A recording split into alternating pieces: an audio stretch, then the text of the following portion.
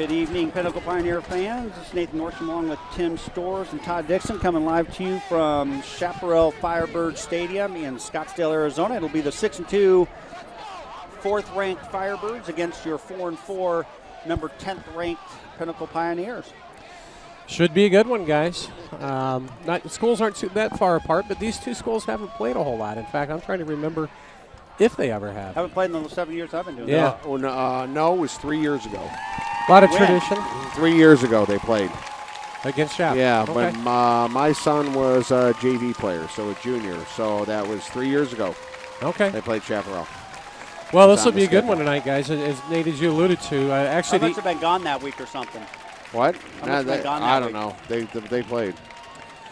You know, going back, so Chap at 6-2. If you take a look at coming into this game, Chapparal started off the season with a 23-19 win over Helix, California, a 22-10 loss to Chandler, 23-14 over Desert Edge, 27-17 over Perry, 35-28 over Red Mountain, 61-14 over Horizon, a close 20-17 loss to Centennial, and a 42-27 win over Liberty. So there's three schools on the schedule that we have in common that we've played, that being Chandler, Centennial, and Liberty, and those were the two losses that they had. Mm-hmm. And for us, against those three schools, we went 0-3. So, Steve, are we live yet? I think so. Yeah, we're live. Okay, so we're good. Okay. Right. All right, well, captains for tonight are going to be number 33, Nick Ferrara, Drew Dixon, number 44, Ken Cullenberg, number 55, and Ben Thomas, number 77 for the Pioneers. Can't make out the captains. You got Shugart, the running back. For Shap? Yeah, number 20. Right. And who to see the That's Dalton Hine. Or Hine. Dalton Hine is number 20. He plays defense and offense for him as well. I can't make out the numbers. Number 51. 51 is Derek and Bright are the captains for the Firebirds. And if you take a look at the year, guys, coming into tonight, Chapparal only allowing about 19 points a game on average. We've been giving up about 32. So the edge, obviously, Chap's got it on there. We've played a tougher schedule, though. We've played the fourth hardest schedule in Division I. Did you guys know that? Yeah. That's the AIA rankings that they have. Much harder than Chap did. We're averaging 23 points a game coming in. Chapparal's putting up about 30. Total yardage, though, we're averaging 353 a game. Chapparal's averaging 359, so pretty close. But here's one of the major differences. Take a look at their defense. They've got 24 sacks on the year. So their defensive line is extremely active. They've also got 9 picks on the year. To compare and contrast, we got 9 sacks on the year with 6 interceptions. So that's going to be one of the keys tonight, I think, is Spencer. They're going to bring the heat for sure. Well, and hopefully it doesn't shake him up too much. Last couple of games he hasn't all been there. Well, folks, tonight Pinnacle Football and the Blue and White Club would like to personally thank all the dedicated sponsors for the generous support in helping all Pinnacle Football athletes reach their goals on and off the field. Please stop in and visit our sponsors during your day-to-day routine and thank them for supporting the program. And back deep for the Firebirds, number 80, Ryan Bright. Jeff McGuire. McGuire's kickoff is up. Oh, actually, that's shoot. Nice return. Justin Mandrola, number 6. Point. Found the seam. You can see that. He hits the gas and he goes. No hesitation. Hand off to Shugart. Outside. Down. Going to still pick up about 5 and enough for the first. Ferrara, number 33 on the tackle there for the Pioneers. Got some different looks on the Pioneer defense tonight. Drew Dixon, the All-State linebacker from last year, number 44, lining up at defensive end this evening. Yeah, a little bit different. They're some injuries. Changing up. Well, not only that, but they're looking for some speed on the corners there because that's kind of been a little sore spot there, I think. So Barry's going to go under center. Motion. Going to hand off to Shugart. Shugart's going to try to go up the seam and picks up maybe 4. Riley Hamill, number 6 on the tackle there, as well as Mandrola, number 7. Devontae Drayton, number 71, checking in. And it looks like, I think that's Trent Miller, number 95, checking out. Well, Devontae's been kind of quiet the last few games. I mean, he's in there and he's not, and vice versa. Haven't been calling his number too much yet, but it'll come. Barry's going to go under centers. Schugart's going to go deep. Earhart in the motion. Going to hand it off, and boom, they got him. Boy, hey, say hello to my little friend, Nick Ferrara. Yep, you ain't kidding me. You know, wow. He hasn't been so active. He had a little bit of a knee injury, you know, not totally out. And, you know, you can see week to week he's getting stronger and stronger. Nick read that play beautifully. Well, I think they figured out a stunt on that play. Bring up a 3rd and 9. That's a big play. That is a big play. So now they're going to go trip to the right, spread formation. Shugart to the left of Barry. Barry back to pass. He's a lefty. He's going to step up in the pocket, get hit right there, and, oh, man, right on the money. That's our leading receiver. Number 80. Right. Yeah, he Ryan Egan. Took his eyes off the ball there. Ryan Stevenson, number 28, sophomore, on the coverage there. A little bit of help from Alex Flood, number 22. He was under some heat, though, from Drew Dixon from the right end position. And to your point earlier, Tim, that, Drew's one of the faster, even though he's such a big kid, he's one of the faster kids, too. Yeah, exactly. That first step. So, surprising drop from their leading receiver. Fortuitous for the Pioneers, and they'll force a punt. So into punt, it looks like number 15, Josh Nadell. Back deep is going to be Sarah Pena Robinson. High kick. It takes a great bounce for the Pinnacle Pioneers. They're going to tap down right inside. Not left in the first position, 45-yard line to start. Well, that was all set up by that play by Nick Ferrara, number 33. He's a fiery player, isn't he? Oh, yeah. So out comes your Pioneer offense, led by the freshman quarterback, Rattler. Looks like we're going to have Griggs in the backfield to start off at the tailback position.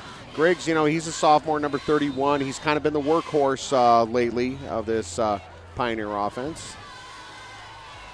Rattler back to pass, hits Sarah Pena Robinson, and he drops it. Well, Zach saw the heat coming there, I think, a little bit out of the back corner of his eye, because that usually Sarah Pena Robinson's very, very sure-handed. Chapparal, their defense, I would say, is probably a bigger strength in their team. They held Chandler to 22, and they held Centennial to 20. Wow. Those are two very high-powered offenses that didn't even let get 25 but points. They were early on in the year, too, though. Yeah, and Lucas was out, too, for Chandler. Carry by Griggs, and it looks like Griggs fumbled it. That's turnover. That's the other guy. I think he was down. They didn't blow a whistle, guys. It's I'm a turnover. telling you, it's a turnover. Wow. Yeah, that's a turnover. I didn't see it, guys. I saw the ball squirt loose, but I wasn't sure if he was already down. Well, Griggs has had a tough time the last couple of games hanging on to things, hanging on to the football? A little bit. And, I know he gets frustrated and down on himself, but, he'll come back. He'll bounce back here. So you got Michael Harlan, who's moved inside from the end position to defensive tackle, along with Trent Miller out there in the starting lineup tonight. That's because we lost Cole Jewell to an injury. Then Josh Stedman on the other side. So Chapparal's going to go spread formation. Barry's still in at quarterback. Barry's back to pass, looking deep. Intended for number 13, intercepted by your Pioneers. Yeah, DeVault. Andrew DeVault. That was great job, great coverage. Great coverage by Tardio there on that play, and great concentration by Andrew DeVault to stick with that ball, and it got tipped, and he came DeVault up with it. did a good job getting his hand up there and pushing it back into the end zone. Guys, that's number 3 on the year for DeVault in terms of interceptions, which leads the Pioneers. And, they've just kind of recently put him back there as a safety. Yeah, a couple of games ago he was there as well. He had a pretty good game. Liberty game. He had a really good game. So that's good. No harm, no foul. Pinnacle's kind of right back where they were started from. So Griggs is going to be in at tailback. Motion by Sarah Pena Robinson. Going to be a handoff to Sarah Pena Robinson. He's going to get maybe a half yard, maybe a yard. Two guys you got to watch on defense for Chapparal's number 48, Jamison. Leading tackler with 58 on the year. He's got 7 sacks. That's number 48. So you got to make sure and get ahead on that guy. And also number 2, Walton, second leading tackler. He's got 6 sacks. So we're going to go trips to the right, spread formation. Griggs deep behind Rattler. Ooh, and offsides. Good job by Rattler to draw the safety offsides on a safety blitz. Well, that Jameson, number 5. 48, he's going to be battling Ben Thomas all night, number 77, which is a great matchup. So that'll create what, second and second 5. Yep.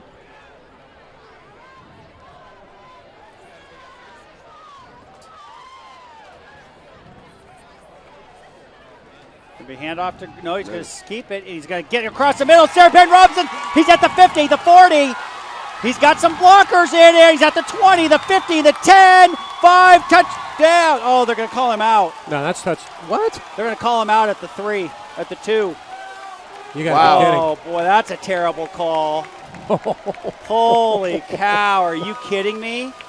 Well, you know what? Boy, that was a great play call. It was. Well-designed play. Anthony Vaughn was trailing Sarah Payne Robinson there as the two Firebird defenders were coming up there and just kind of giving him a little bit of nudge. And I think Zach felt that heat a little bit and maybe lost track of where his footing was. Great play design and great job by Rattler to recognize that. Yeah, wide open across the middle. Very, very nice. Well, what happened was Rattler rolled out like he was going to run, pulled the safety up, and then he went through the top. Went over the top to Sarah Payne Robinson. It was wide open. So here we go. Rattler's going to go shotgun. Griggs behind him. Going to be handoff to Griggs. He's got some running. That should be a touchdown. Touchdown, Pioneers. Boy, great job. Getting up early. Great. Well, Griggs, the leading rusher on the year. We got a penalty flag on the play. That's the 4th touchdown, rushing touchdown of the year for Griggs, if it stands. What's the call? It's got to be after the play, though. Well. Unsportsmanlike conduct? On who? Number 32? Wow. 23? So, wait a minute. Yeah, the points count. Yeah, they assess it on the kickoff. That's a 15-yard penalty on the kickoff. For what? I mean, what's the? I don't know. Didn't see. So McGuire, number 82, set for the extra point attempt. Good to draw first blood. Yeah, nothing wrong with that. Snap is down, kick is up, and it's good. You know, I would think that the Firebirds are coming into this game, you know, senior night. They think they're going to beat the Pinnacle. Pinnacle coming off a couple of tough losses, you know. I got here before you guys did, and I'm going to point something out. Number 44 on the other side of the ball was talking a lot of smack. Really? Right in front of the players and right in front of Zupke.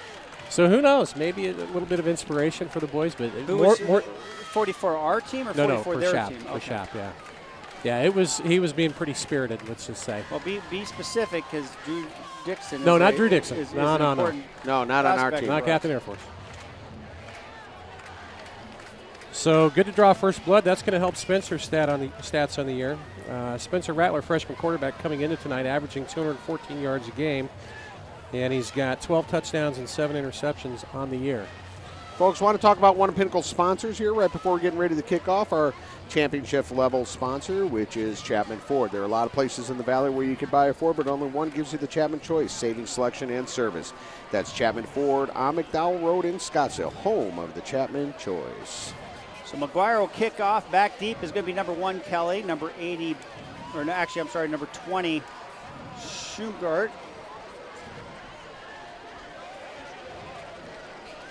For the Firebirds, they're going to be standing at their 20. We have a 15-yard penalty assessed to us for unsportsmanlike conduct on that touchdown. Kick is going to be high. Kelly's going to get it at the 28. He's at the 30, 35, 40.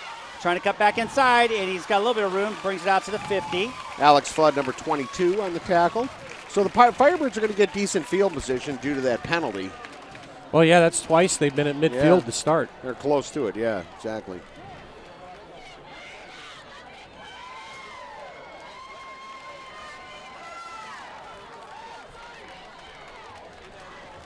So out come Grayson Berry with his offense for the Chapparal Firebirds. They're going to have great field position starting at the Pioneer 49.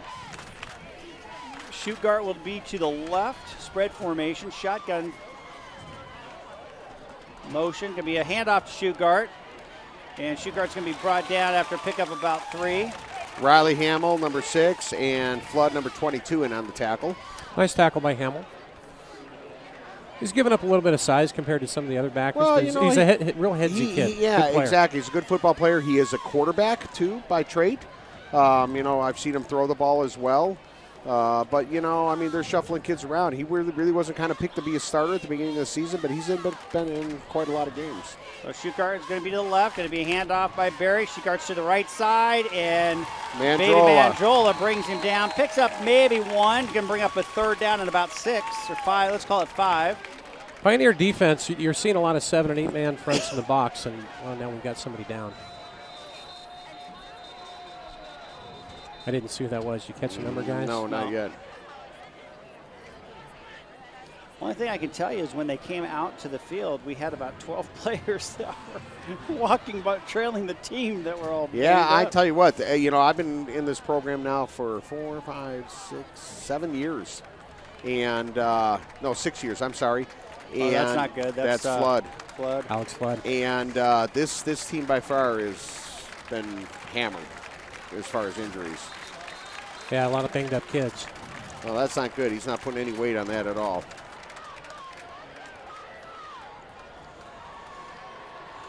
So 3rd down and 5, 7:06 left in the first quarter. Pioneers up 7-0. Going to be 3rd down and 5. I think it's 6, but they're calling it 5. So Schugart's going to go deep. They're going to go trips to the left. And we're short a guy over here on the left. Oh, there's a hold. And they're going to.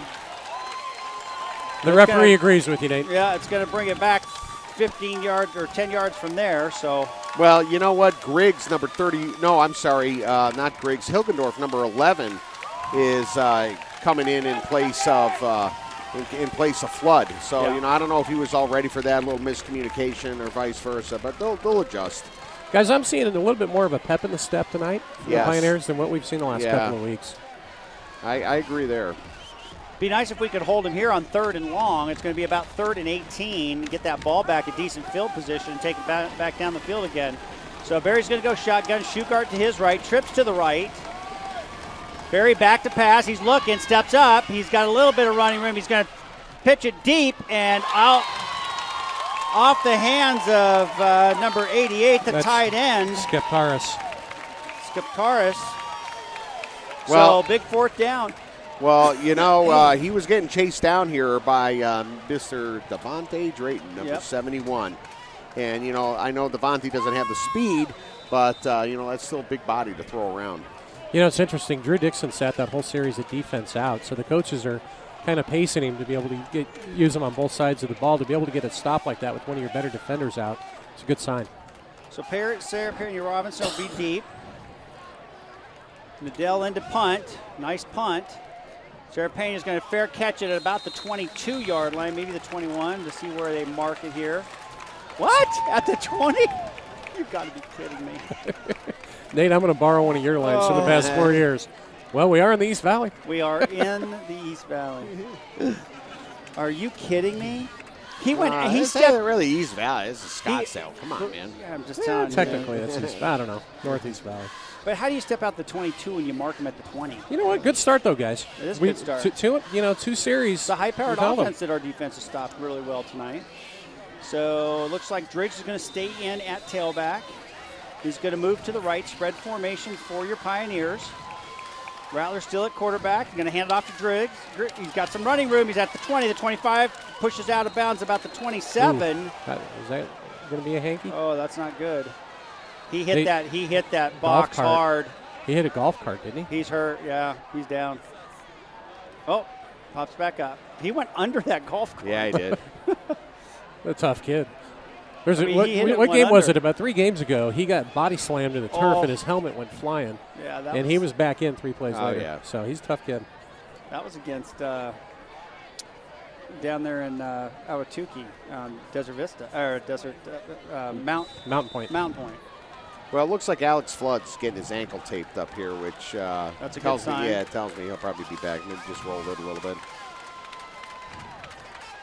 So it's going to be a handoff to big Drew Dixon. He runs over 2 guys, takes it out to the 30. Should be enough for the first down.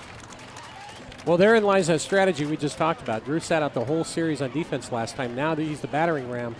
They're using on offense. With 4 quarters of football, they want to make sure he's as strong in the fourth quarter as he is now. Exactly. And, on the Drew's ground. kind of the emotional leader for this team. He is. When he makes those big runs like that, knocks 2 guys down, it kind of energizes and gets things going. Well, he averages 5.2 a carry. He's Well, what was pretty cool with last night, I noticed him at the JV game. He had his Letterman jacket on. Pretty cool. So handoff to you don't see that Dixon. much anymore. He's going to be brought down for a no gain.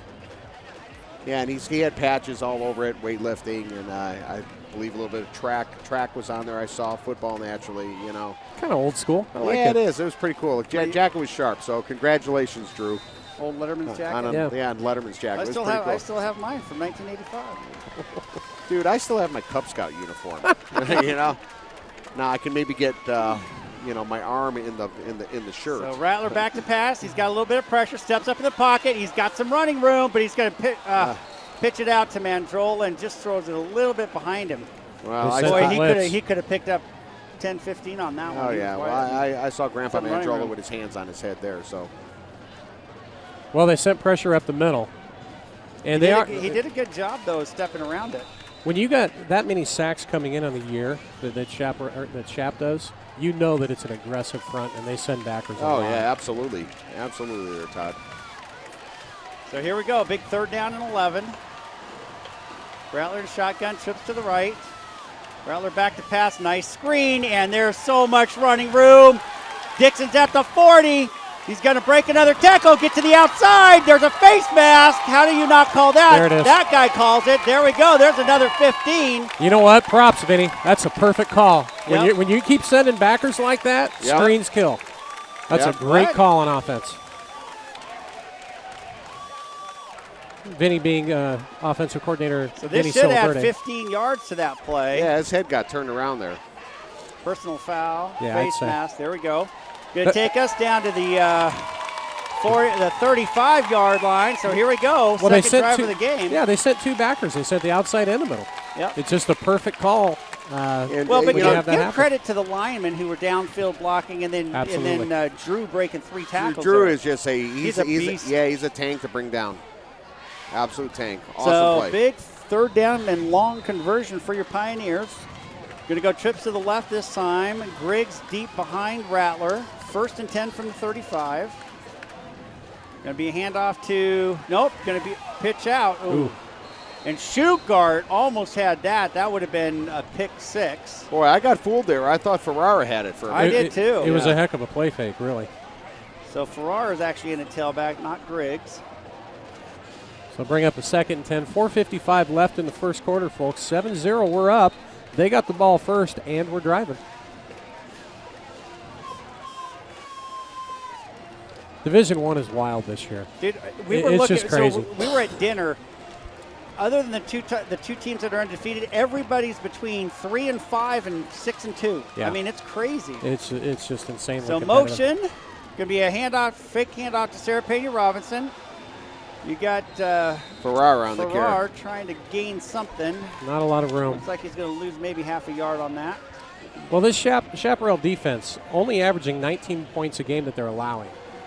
And they've played some pretty good teams throughout the year, so it's not easy sledding to get yards on these guys. Here's the interesting thing, though. Chaparral has a lot of kids that go both ways. They do. Yeah. I've noticed that, too. So, if you can get up big early and then just kind of wear them out, I think you're in good shape. So here we go, 3rd and 11. Rattler back to pass. He's got an open receiver. How do they not? No, They didn't call it. It was a back shoulder fade. Back shoulder fade in a pretty decent throw from Spencer. Well, that's going to bring up a 4th and Here's the 4th problem. and long the here. quarterback wasn't turned around, Right. and he had his hands up. So It should have been pass interference. It should have been. Well, Pinnacle's going to go for it here. I think I would. Yeah, exactly. Why not? And you're right at the edge of McGuire's. Even if you turn it over, this is the worst field position Chaparrals have, and they're offsides. Right. So we're going to gain 5 there. That might put you in field goal range. Exactly. I wouldn't. No, because that's still a 45-yarder, and now that's right where he's right at. That's right at the edge of his distance. Yeah, it'd be the same as the kick he had against Brophy. Brophy, yeah. I think right now you got the momentum. Go for it. It brings up, 4th and a long 5. See if you can't. And even if you don't pick it up, that's still going to be the best field position you've had on defense. That's going to be start. their. Exactly. So Rattler's going to go shotgun, spread formation. Diesel, Ferrari behind him. Rattler back to pass, comes across the middle, and I think we're going to be a little short. Yeah, a couple of yards. We are. They again, the blitz on the outside, they get aggressive with that. Yeah. So turnover on downs with 4:09 left, but still 7-0 lead. Nice catch by Mandrola, but they just had him wrapped up there. He threw in the traffic because it was forced early. Well, yeah, Spencer didn't have any time. No. I mean, the left. Couldn't create that separation. Yeah, the left outside linebacker, there was nobody to block him. Yeah. All right, so turnover and downs. Out comes Grayson Berry in that Firebird offense. And Alex Fudd, number 22, is back out on the field, so that's a good thing. That's a good sign. And it looks like he's walking okay.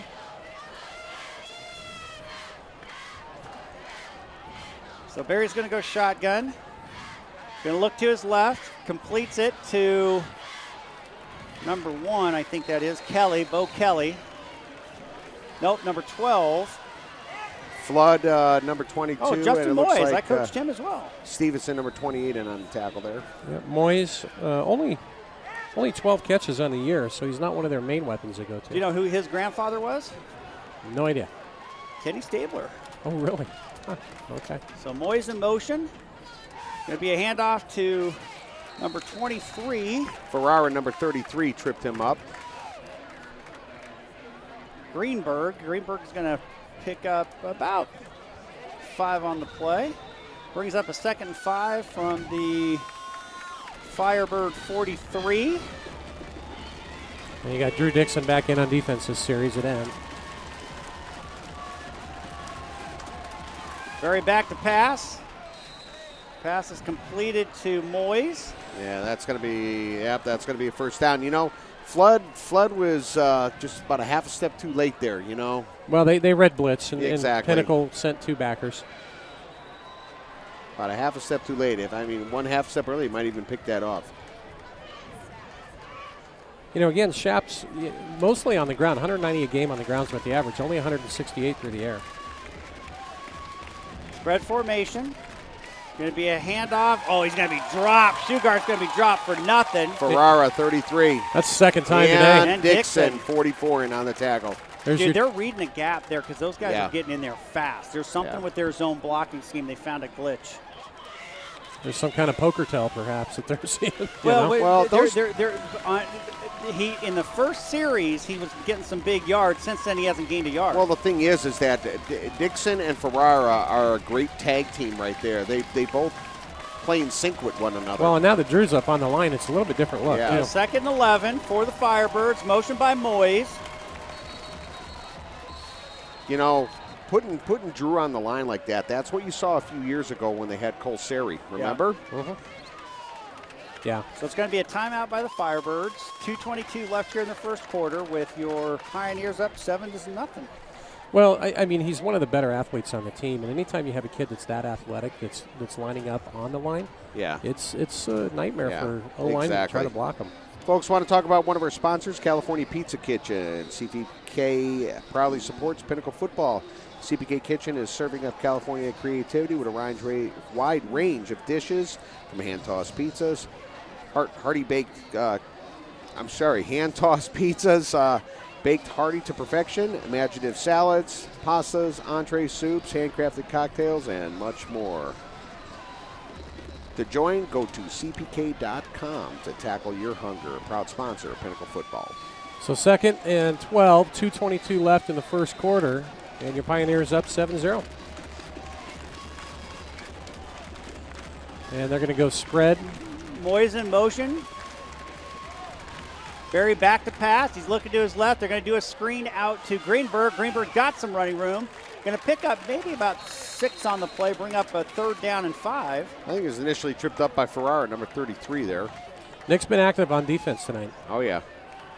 Yeah, you can see he's back up to full steam. He looks a little quicker than he has on Yes, exactly. Got Big D Devontae check back in at D-line. So here we go. Berry's going to be shotgun again. Spread formation. Big 3rd down and 5 for your Pioneer defense. Berry back to pass. He's got some pressure. And it's going to be picked off by Stevenson. He's going to take it all the way out to the 50. What a great play by the sophomore. Yep, awesome. Read that beautifully. Fantastic. Very athletic kid. He was out a couple of games. I wasn't sure if he was banged up or what the deal was. Yeah, he got banged up a little bit in practice, but, got himself mended up, and good to see him back out there. He's got a bright future ahead of him as a Pioneer. Well, great corner. Guys, this could be a huge momentum builder for us going into the playoffs. Absolutely. Yeah, Stevenson, that's his third pick of the year. So now you got DeVault that gets his third, and now Stevenson. So 2 interceptions in the first quarter. Yeah, absolutely. So Griggs is going to go deep, spread formation for Rattler. We got timeout again by Chapparal. The Firebirds are so active with that defense, with kids going back and forth. Exactly. And they start that with their feeder team in the Pop Warner age and things like that. They do the same thing with those feeder kids. Folks, a great time to talk about one of our sponsors, which is Grimaldi's Pizza. Grimaldi's Pizzeria up in DC Ranch. Experience the aroma of pizzas and calzones baked to perfection in their signature coal brick ovens. The perfect gathering place after the game and conveniently located in DC Ranch. Grimaldi's Pizza, proud sponsor, team captain sponsor of Pinnacle football.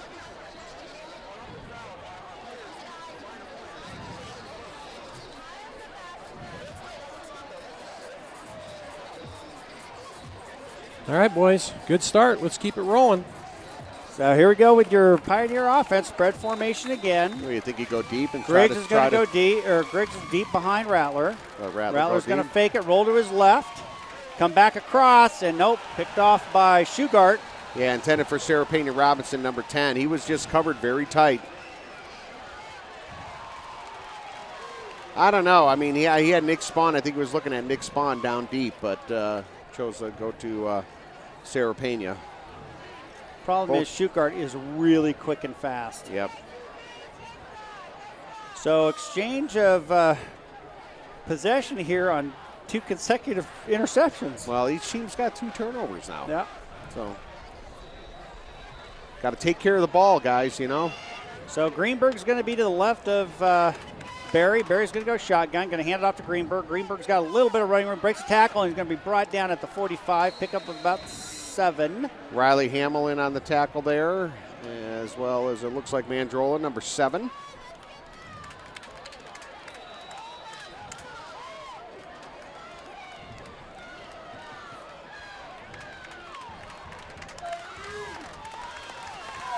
Going to have motion by Moyes. Going to be a handoff to Greenberg. Greenberg cuts it back up the center and is going to pick up about 4, enough for a first down. Hamlin, Mandrola again in on the tackle there. So we're even on the turnover battle now, 2 each, 2 right? and 2. Yep. Pretty active first quarter. It's like 56 seconds and counting, folks, in the first. Good to see the kids fired up, though. We go split back formation around Barry. Going to be handoff to Greenberg. Greenberg's got some running room, breaks a tackle. Going to pick up about 7 or 8 down to the 33-yard line. I don't know if our producer is hearing things, but our website is they can't get on the link off the website. So. Oh, they can't. What's that? YouTube? Oh. Oh, there's a link up on top. You just got to move the browser up on the link up top. But if they're listening to our broadcast, they obviously don't have that problem. Right? All right, so it's going to be first down, Chapparal, right? 10 seconds and counting. They're going to get one more play off for the quarter ends.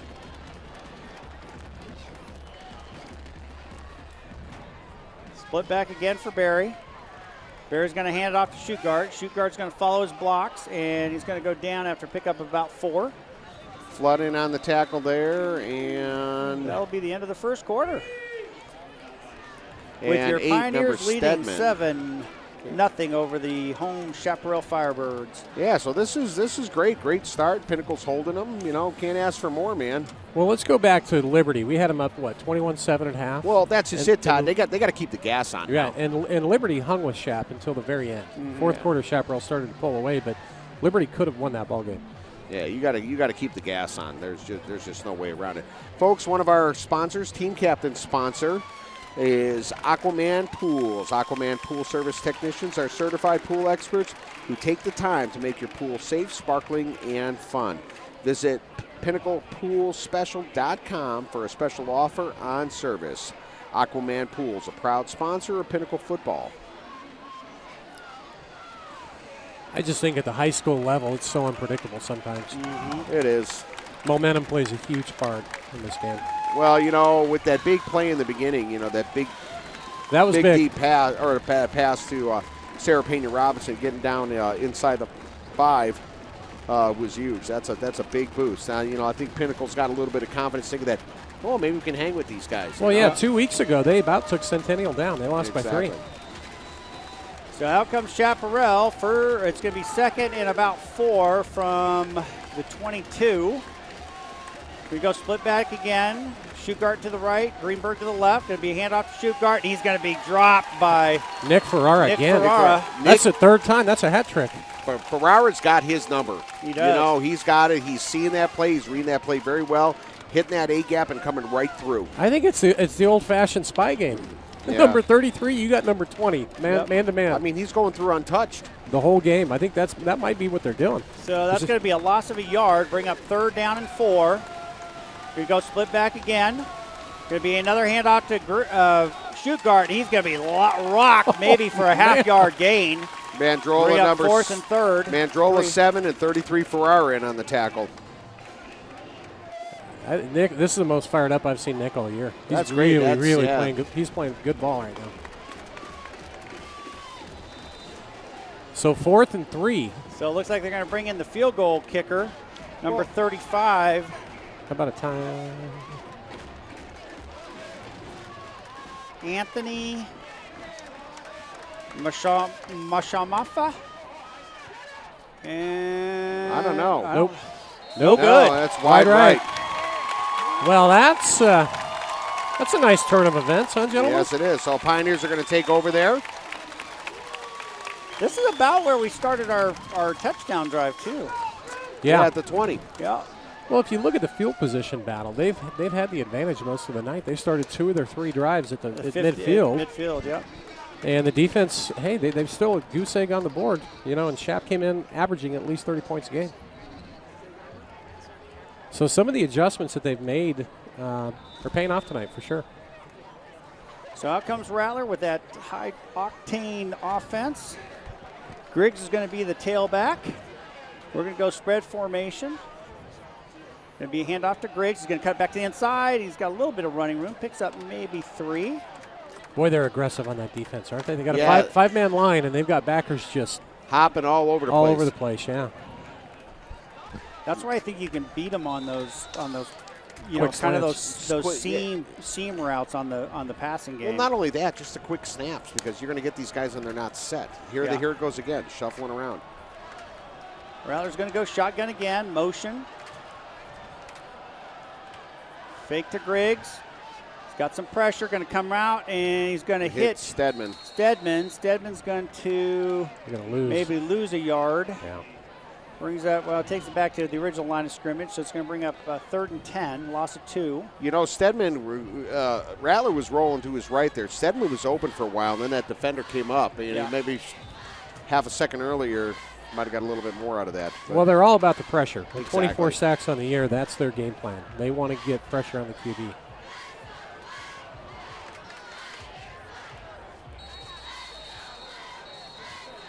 You get movement?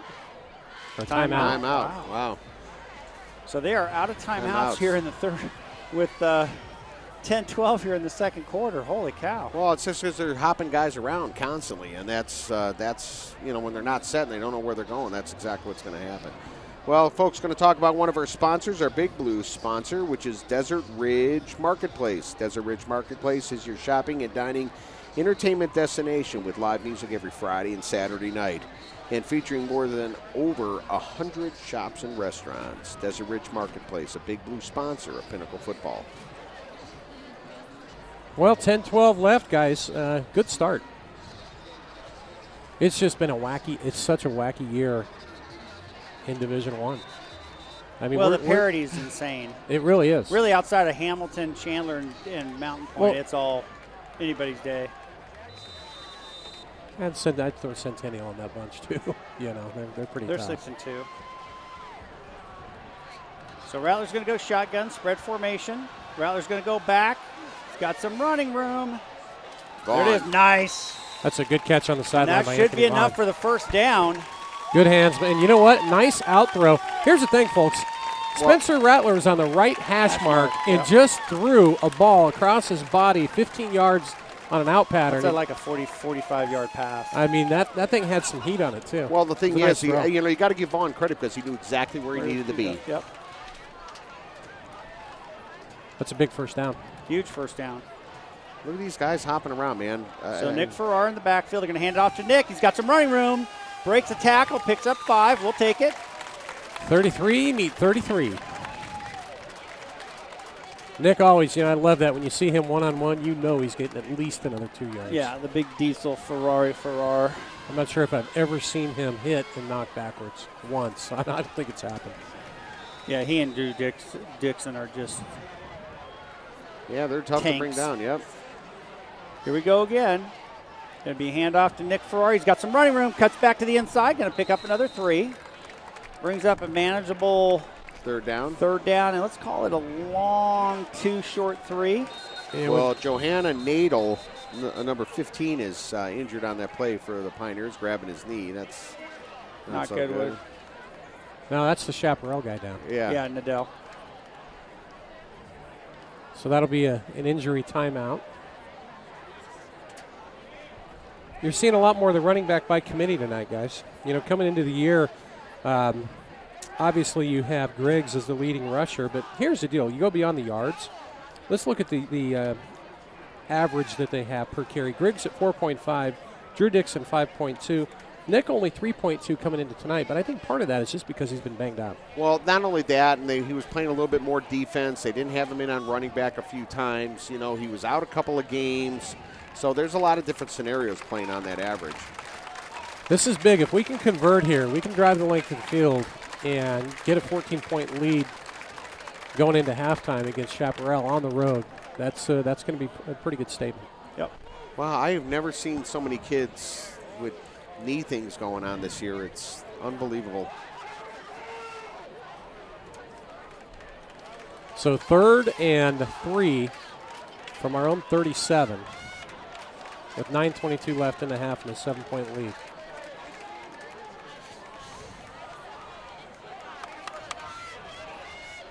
Well, you got Dixon 44 behind Rattler. So. Yeah, and you've got the tight end set with Stedman in there too. Yeah. And Cash over as the slot back. Side, yeah. This is going to be a power play right here. Stop us if you can. They stopped us. Sometimes that's what it comes down to, right? Mano y mano. Well, Drew Dixon picked up maybe a yard on the play.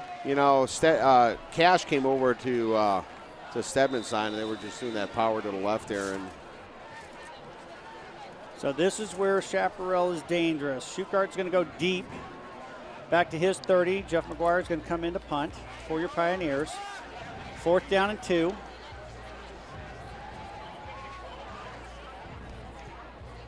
Oh, nice punt. Beautiful punt.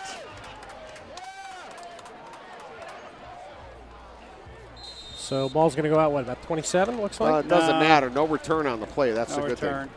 It's going to go out of bounds at about the, too 29. bad that spun back and not forward. Yeah. Nice punt, good hang time from McGuire. Great hang time. Well, Ferrara was right there in his face. McGuire on the year punting, I mean, he's averaging 42 yards a kick. That's not bad for a high school punter at all. No. And he's had some boomers. I think the long on the year is 69. He had that beautiful one against Brophy where we dropped it at the half-foot line. Yeah. That's probably the 69-yarder we're that was a beautiful seeing on punt. stats. So Schuchart's going to go deep. You got Barry going to go under center. Earhart in motion. They're going to hand it off. I'm sorry, that's Greenberg. Greenberg's going to follow his blocker. He's going to take that out to about the 39-yard line, it looks like. So can't tell if it's going to be second down. No. Yeah, no, second down. So second and 1, pick up a 9. That tackle was made by number 7, Mandrola, for the Pioneers.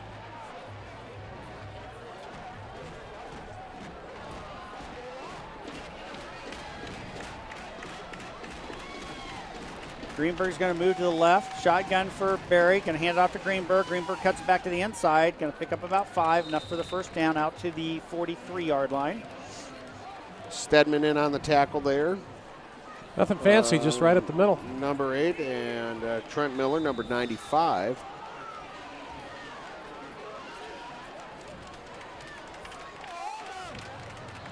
Barry's going to move under center now. Greenberg deep in the set. Going to be handoff to Greenberg on the left side. Cuts it back on the inside. And going to be, boy, he drove Devontae. That's 370 pounds. On his back. He got him for about an extra 4 or 5 yards there. Devontae hanging on. Tackle made by number 71. Carries it down to the Pioneer 49-yard line. Bring up 2nd and 3. That's a big backpack, huh? That is a big backpack. Barry's going to go under center again. Greenberg deep. Going to hand it off to Greenberg. He's going to cut it back inside. Just right up the gut. Yeah, they're doing some power running here now. They've got some pretty good-sized boys on their offensive line, too. Not real tall, but some real thick kids. Greenberg takes it down to the 42. Going to bring up a 1st and 10 for your Pioneer defense. Chapparal on the move. Barry looking to the sideline along with Shugart. Shugart's now back in at tailback. Going to move to the right of Barry. Barry back to pass. He's looking deep. Got some pressure. Scrambles to the outside and throws it. Oh, nice. Great play by the safety coming up and making it on the tight end right as the ball got there. Yeah, Stevenson, number 28. Nice hit. Stedman applied some pressure, but there. QB's got some wheels. He does. He's a little elusive.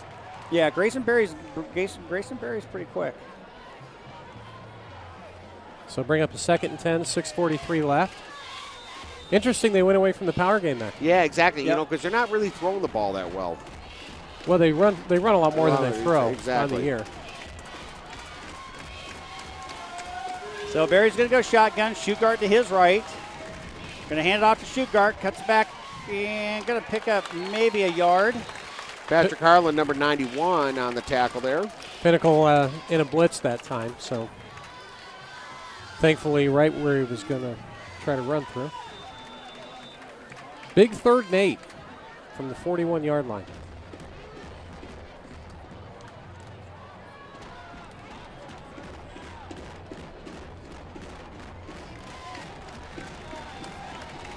So big 3rd down and 8.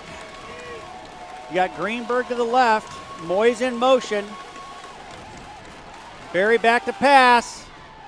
And they snuffed it out. And the ball's on the ground. So that's a fumble. That's going to be a fumble. 3rd down, bring up 4th down and 8. Great job. It was a great read by the defense, and Barry didn't know what to do with it and finally got it off. And Mandrola, it looked like, came up there and stripped it. So they're going to play the field position game here with 5:38 left and counting in the half. Here's where you got to watch for a fake for sure. I don't know. They got, I don't know, 8 yards to go, 4th and 8. Back deep is going to be Sarah Pena Robinson. I think they're going to try to pin him. Yeah. And that one, out of bounds. Going to go out of bounds at about the 15, it looks like. So 5:15 left in the half. One final possession to try to get down and get some points. Stingy defense we're playing against tonight, though. Well, that's okay. I mean, we're holding them to nothing, so that's all that matters, Folks, one of our Big Blue sponsors is Jamba Juice, right next to the Snack Shack at all the varsity home games. Every smoothie you could desire, Jamba Juice, a Big Blue sponsor, Pinnacle Football. Another sponsor of Pinnacle Football is Dry Max. Thanks to Dry Max for sponsoring the boys in blue. You'll notice their high-tech stocks on all the varsity teams. Dry Max, also a Big Blue sponsor of Pinnacle Football. So out comes Rattler, Griggs deep, motion by Mandrola. Mandrola's going to go out, going to come across the middle. Nice catch by Anthony Vaughn out to the 33. Good throw by Spencer Rattler, too. Fantastic throw. Well, they got the air attack going here tonight. Pick up at 18. We'll take it. Well, it's a carbon copy reverse. We like to throw more than run, and Right. it's proven by the yardage, and Shap likes to run more than they throw. Well, that just shows a lot of confidence Well, in and Spencer, that's too. the key too. If you can get up big on Chapparal, man, it's a hard. They don't have the firepower to come back. So it'll be interesting to see what happens here. Going to be a handoff to Griggs. Griggs got a little bit of running room, picks up maybe a yard. They're pretty stout on that run defense. They are. But, they've typically got 5 guys In the on box. the line. Yeah, right. in the box. And then Dude, the they got 3 7 backers. guys in the Yeah. box, and Right. they just keep them in the box. If you watch their defense, they look like they start in a cover 2, but they always cheat one side up or the other Yeah. to where they end up in more of a cover 1 or 3 with just one safety. And for those of you at home, that means man-to-man versus a zone. Rattler back to pass. Oh, nice draw play. Oh, boy. Oh, that's a late hit. How do you not call that? Dana agrees. So it's going to bring up a 3rd and 12. Loss of 2 on the play. Boy, he was one step from Boy, I thought breaking that was it. Yeah. wide open. One step from breaking that loose. How do you not call late hit on 88 when think- he's down on the ground? I'm pretty sure Coach Zupke's asking the same question to the official. So Griggs is going to go deep behind Rattler. We're going to go trips to the right. They're blitzing. Picked it up. That's every once in a while. Spencer's such an incredible athlete, but once in a while you're reminded he is a freshman. Later on in the years he'll learn to throw that away. We've got a flag back here. I think we've got defensive holding.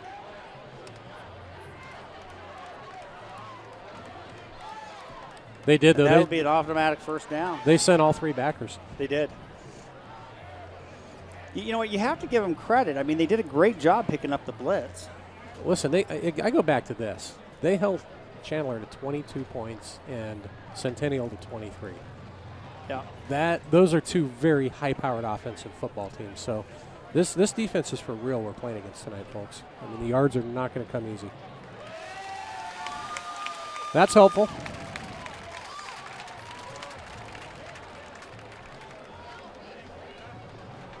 So Is that It's going to be a replay of down. No, not really, because the 3rd down was at the 31, so it's actually a loss of about 3. Yeah, because of the sack. But Yeah. we get another play to try to convert here. Trips to the right for Rattler. Rattler back to pass. Or that 48 is just beating the right tackle. Well, 48 on the year coming into tonight. He had 7 sacks on the year. Well, That's 2 in a row there. The other thing is Rattler hasn't grown into his body yet, too. No. So it's a little easier to bring down than some of the other, junior and senior quarterbacks. And they always line him up on the left side of the line, too. So he's a beast. Well, that's going to force a punting situation with 2 minutes and 55 seconds left in the half. So you got Shugart deep and Kelly deep for the Firebirds. They're going to be standing at the 45 and the 50. Jeff McGuire's kick is up. Got some great hang time. Going to be a fair catch by Shugart at the 49-yard line of Chapparal. And with 2:41 left here in the first half, with your Pioneers leading 7-0 over the Chapparal Firebirds, this is going to be a big series. It is. Well, yeah, because with 2:41 left, they're going to have to throw a little, I would think. Well, they don't have any timeouts, and they've got plenty of time. You're at the 50. It's not like you're trying to go 90 yards, Be curious to see if they try to establish the ground game here. They air it out. I think they're going to try to power it. So they're going to go spread formation with Greenberg to the left of Barry. Barry's going to look to pass. Pitches it out to number 13. Tardio, number 15 on the coverage there. And that's Tamil. Second leading receiver on their team. Is it Tamil or Tomasi? I think it's Tomasi. Tomasi. So 2nd and 5. Call it 2nd and 4.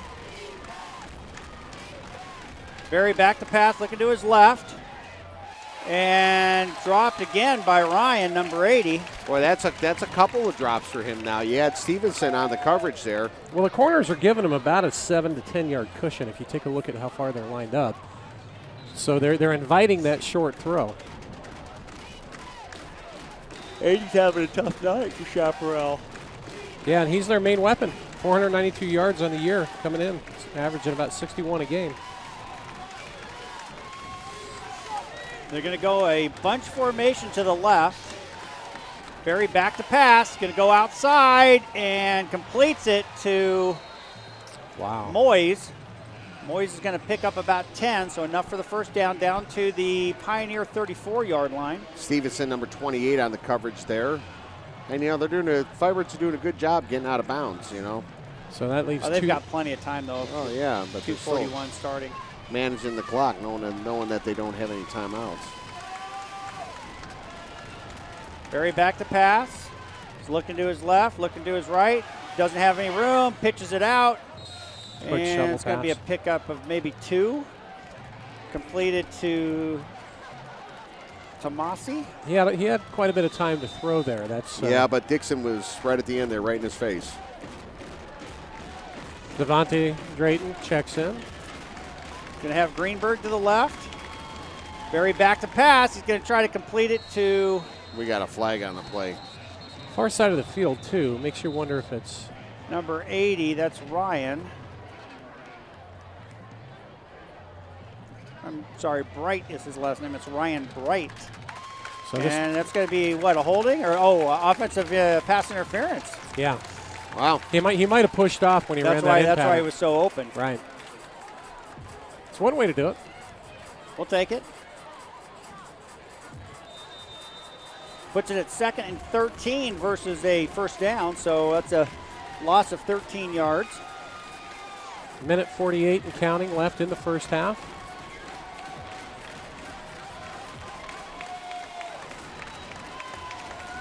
Looks like they're going to do that. Trips to the right. Berry's going to go shotgun. Greenberg to his left. He's got some pressure. Berry's rolling, and throws it into the dirt. Yeah, pressure, and Stevenson on that far side there had him covered. Nice job on the backside by Josh Stedman, number 8, Mr. Ohio. Well, I think he was originally looking at on the right here. Where he had trips to the right. Well, that's what I'm saying. Stedman did a great job of going through. He was double teamed basically. Yeah. And he found the crease, and that's what forced him out of the pocket. And then Cash, they had Cash in at defensive end that time. So big 3rd down and 13 for your Pioneer defense. They're going to go spread formation with Greenberg to the left of Berry. Motion by Moyes.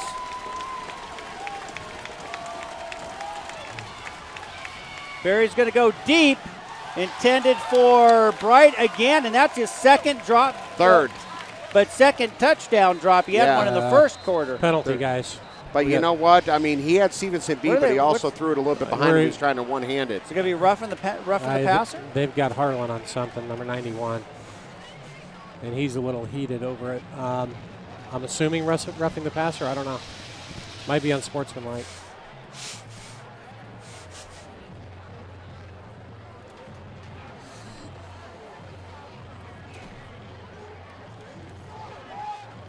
Well, they've got Harlan playing tackle. He's normally not a tackle.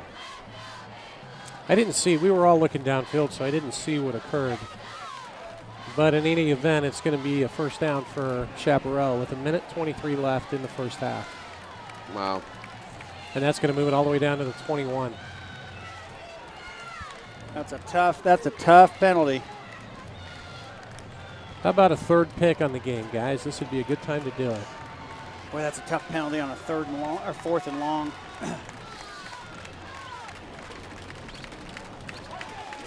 So we're going to go spread formation for Chapparal. Greenberg is going to go deep behind Berry. Motion by Moyes. Berry back to pass, looking across the middle. Caught it that Touchdown. time. And he's got it. Just slid right in there. He's got a big body. He's a big target. 6'5". Yeah, he's a big target. They've been trying to hit that deep post pattern all night, and he dropped the first 3, and that time made a pretty good catch. So that's going to bring it to 7-6 with 1:17 left in the half. Well, we have all 3 of our timeouts remaining, so we still have plenty of time to move it down the field, depending on the return that we get. So the field goal kicker is in to try and make this a tied game with the extra point. Kick is up, and it looks like it's good. It is. So we're all wrapped up at 7 with 1:17 left in the first half here, folks. But you know what? The Pioneers defense, that was kind of that play was set up on that penalty there, but they've played very well tonight. They've played better for sure than I think. Very well tonight. You see some different looks, kids playing some different positions. And it'd be nice if we got a kick return for a touchdown. We haven't had one of those this year. No. Folks, one of our championship level sponsor for the Pinnacle football program this year is Chapman Ford. There are a lot of places in the valley where you can buy a Ford, but only one gives you the Chapman choice, savings, selection, and service. That's Chapman Ford on McDowell Road in Scottsdale, home of the Chapman Choice, a proud Team Captain sponsor of Pinnacle football. Well, Nate, you alluded to it. Anthony Vaughn has had the most kick returns, 15 on the year, and he's averaging 21 with a long of 40. So, well, this is we need a long of 80 is what we need. This is our first kickoff of the game. Yeah, it is. And so, yeah, that's true. You mean kick return? Return, well, right. Yeah, whatever. And we get the ball first in the second half, Correct. so that's a good thing. Even if you could get down and get a field goal. Yeah, just get something. Pull that momentum back. Well, Vaughn's just got to find the seam and hit the gas. Sometimes he jumps around back there a little bit. We just got to see how this all transpires.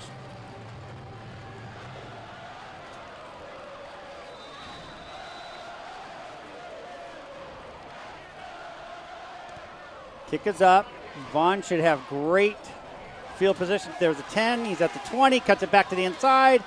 Breaks it around. And going to go down about the 19-yard line, it looks like. There's a ball loose, guys. What are they calling? Are they going to say he was down? Okay. That was a little spooky because the whole pile moved back about 10 yards. And you couldn't really tell what was going on. Huh, that's interesting. Yeah, that was bizarre. So 14-yard line. Usually you get forward progression, which was out at the 19. Okay, it looks like we're going to go into spread formation with Drew Dixon behind Rattler. 1:08, all 3 timeouts remaining. Going to be handoff to Drew. Drew's got some running room. He's at the 20, breaks it up to the center, and going to go down at the 30. Okay, that's a good start. 59 seconds, first timeout's taken. So now you've got a little breathing room. Yep. Well, they're set to go. Not going to save those timeouts. Oh, okay. Because they're ready to go. We're going to go trips to the right. Dixon behind Rattler. Rattler back to pass. Going to go across the middle. Oh, just off missed the Sarah fingertips. Payne Robinson's fingers. Just off the fingers. That was a very well thrown ball. He had a step, too. Yeah. I mean, it maybe 6 inches. Yeah. And that went off his fingertips. Take a tiny bit off of that, and that could be 6. Because it looked like the corner was about ready to fall down, too. Yep. Spencer's got the arm. Oh, yeah, He he can does. make any of those throws.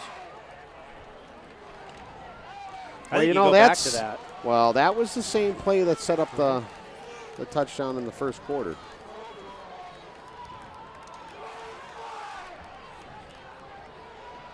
Dixon's got some running room, breaks a couple tackles, takes it out to about the 38-yard line. Going to bring up third and about 3. I think, the Firebirds are looking for that pass, and we're coming down on the ground, So they're going to let the clock go. It's down to 26, 25 to see if we pick up this 4th down. Huh. Rattler back to pass. Going to come across the middle to Vaughn, and it's broken up. Incomplete. So, well, with 11 seconds left, now that'll create a 4th down. Yeah. And we just want to avoid Michigan State. Boy, that was a crazy ending, wasn't it? Well, you know what? I don't. I saw that. I saw that live. Why would he not just do a long snap and let it to his running back and let his running back run around there for 10 seconds? I have no idea. No idea. That's the craziest call I've ever seen. It's one of the craziest ways to end a game I've ever seen.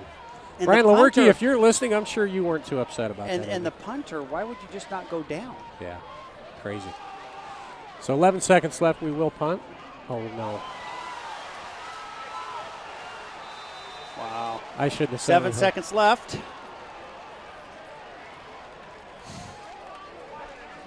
Well, that's okay. Wow. So Chapparal will have 1st and 10 from our 20 with 7 seconds left. No timeouts, but No that should timeout. give them probably 2 plays to go towards the end zone. I take one shot at the end zone and see what happens. They may just kick a field goal here, or at least try to. Kid's got a leg. No, they're going to take a shot. Well, let's return the favor.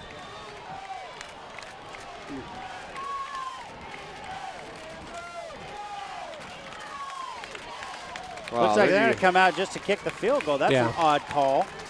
Well, with 7 seconds, you never know. I'm watching that play clock there. 5, 4. Penalty. And he I don't yanked think. it. I think it's left. No, he got it, but let's So see there's what the a flag. penalty is. If it's on defense, they'll decline it. Now, Boom's saying it's on the offense.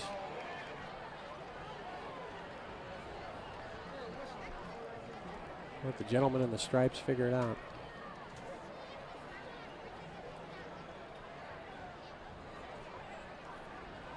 They're waving No it flag. off. No flag. Huh. Okay. Well, Well, that's a quick turn of events. Well, yeah, you hope that doesn't change the momentum there, too, on that botched snap there to Jeff McGuire for that punt. We should have went in at halftime, tied all up, and now High school football, so many times it's a game of Emotional big plays. game. It really is. so no, we're going to get a kickoff. We got 4 seconds left, so we're going to get We do get the ball first coming into the possible second return. half, and the kids are going to go into halftime.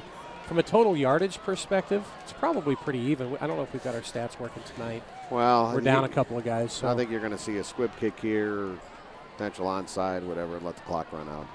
but we had that long pass, so we You know, it's really an interesting call to kick a field goal with 7 seconds left. Because your average play takes 4 seconds, right? Yeah, I You think only one need shot, one. but they don't have any timeouts. Yeah, but you just go to the end zone. Doesn't matter if it's incomplete. It's incomplete. It's down.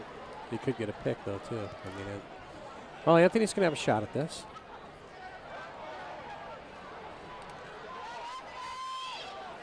Yeah, nope, nothing doing.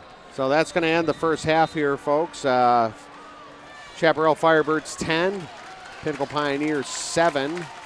So it's been a great defensive stand by the Pioneers. You know, other than that, the one penalty that set up their touchdown, and then the muff snap there a little bit by McGuire.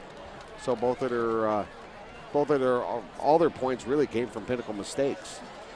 You know. Well, but you know, from a confidence building perspective, you're within 3, and you're going to go into halftime knowing that you really should have and could have gone into the locker room with the lead outside of a Exactly. couple of breakdowns. So it's been a seesaw battle going back and forth for sure. It's just Division I this year is insane but you know, they redid it again. Have you followed this with the AIA? Yeah, they're our gonna shuffle- AIA is Well, absolutely. Well, Nate and I were grabbing a bite to eat before the game. We were talking about next year how they're going to shuffle it up. Chapparal is apparently going to go back down to 2. D2. Right. And along with Centennial. Along with Centennial, which I don't know if I agree with that.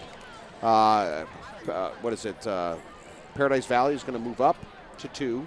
Okay. So that's going to be a change. I mean, I'm just talking about the schools in our general area there. Who's So- all coming back to Division I then? So we're going to get. You're going to also get Sandra Day, I believe, that's coming They're back. coming back to do D1. To okay. D1. So next year you're going to see a couple of, I don't want to say soft games, but unfortunately that's probably what's going to be, soft games in the Pioneer schedule. We'll go back to the same league that we had before, I assume. In Exactly. Desert Mountain. I think Desert Mountain's going to come back into the It fold is. as well.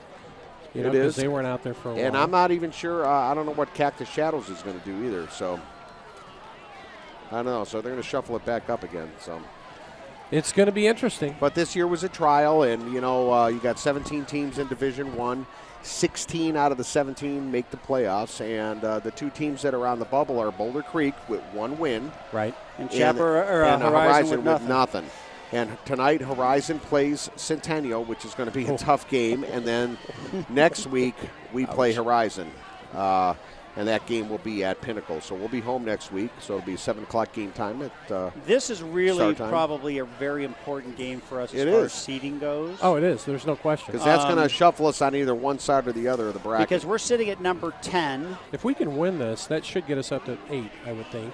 Yeah, the only problem with being number 8 is if you win, you play number 1 the following week if they're in. Yeah. So you don't really, 10 is not a bad seed for us. I think that's where we would stay. You don't want to go up against those East Valley teams until the 3rd round if possible.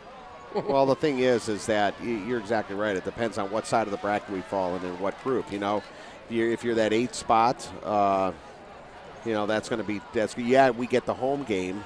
But it's also going to be tough in the 2nd round. Yeah. And, who's ever in the number 9 spot is not going to be they're going to be very evenly matched, you know. Whether it's, if it started today, we would play Brophy. If it started today. This at Brophy.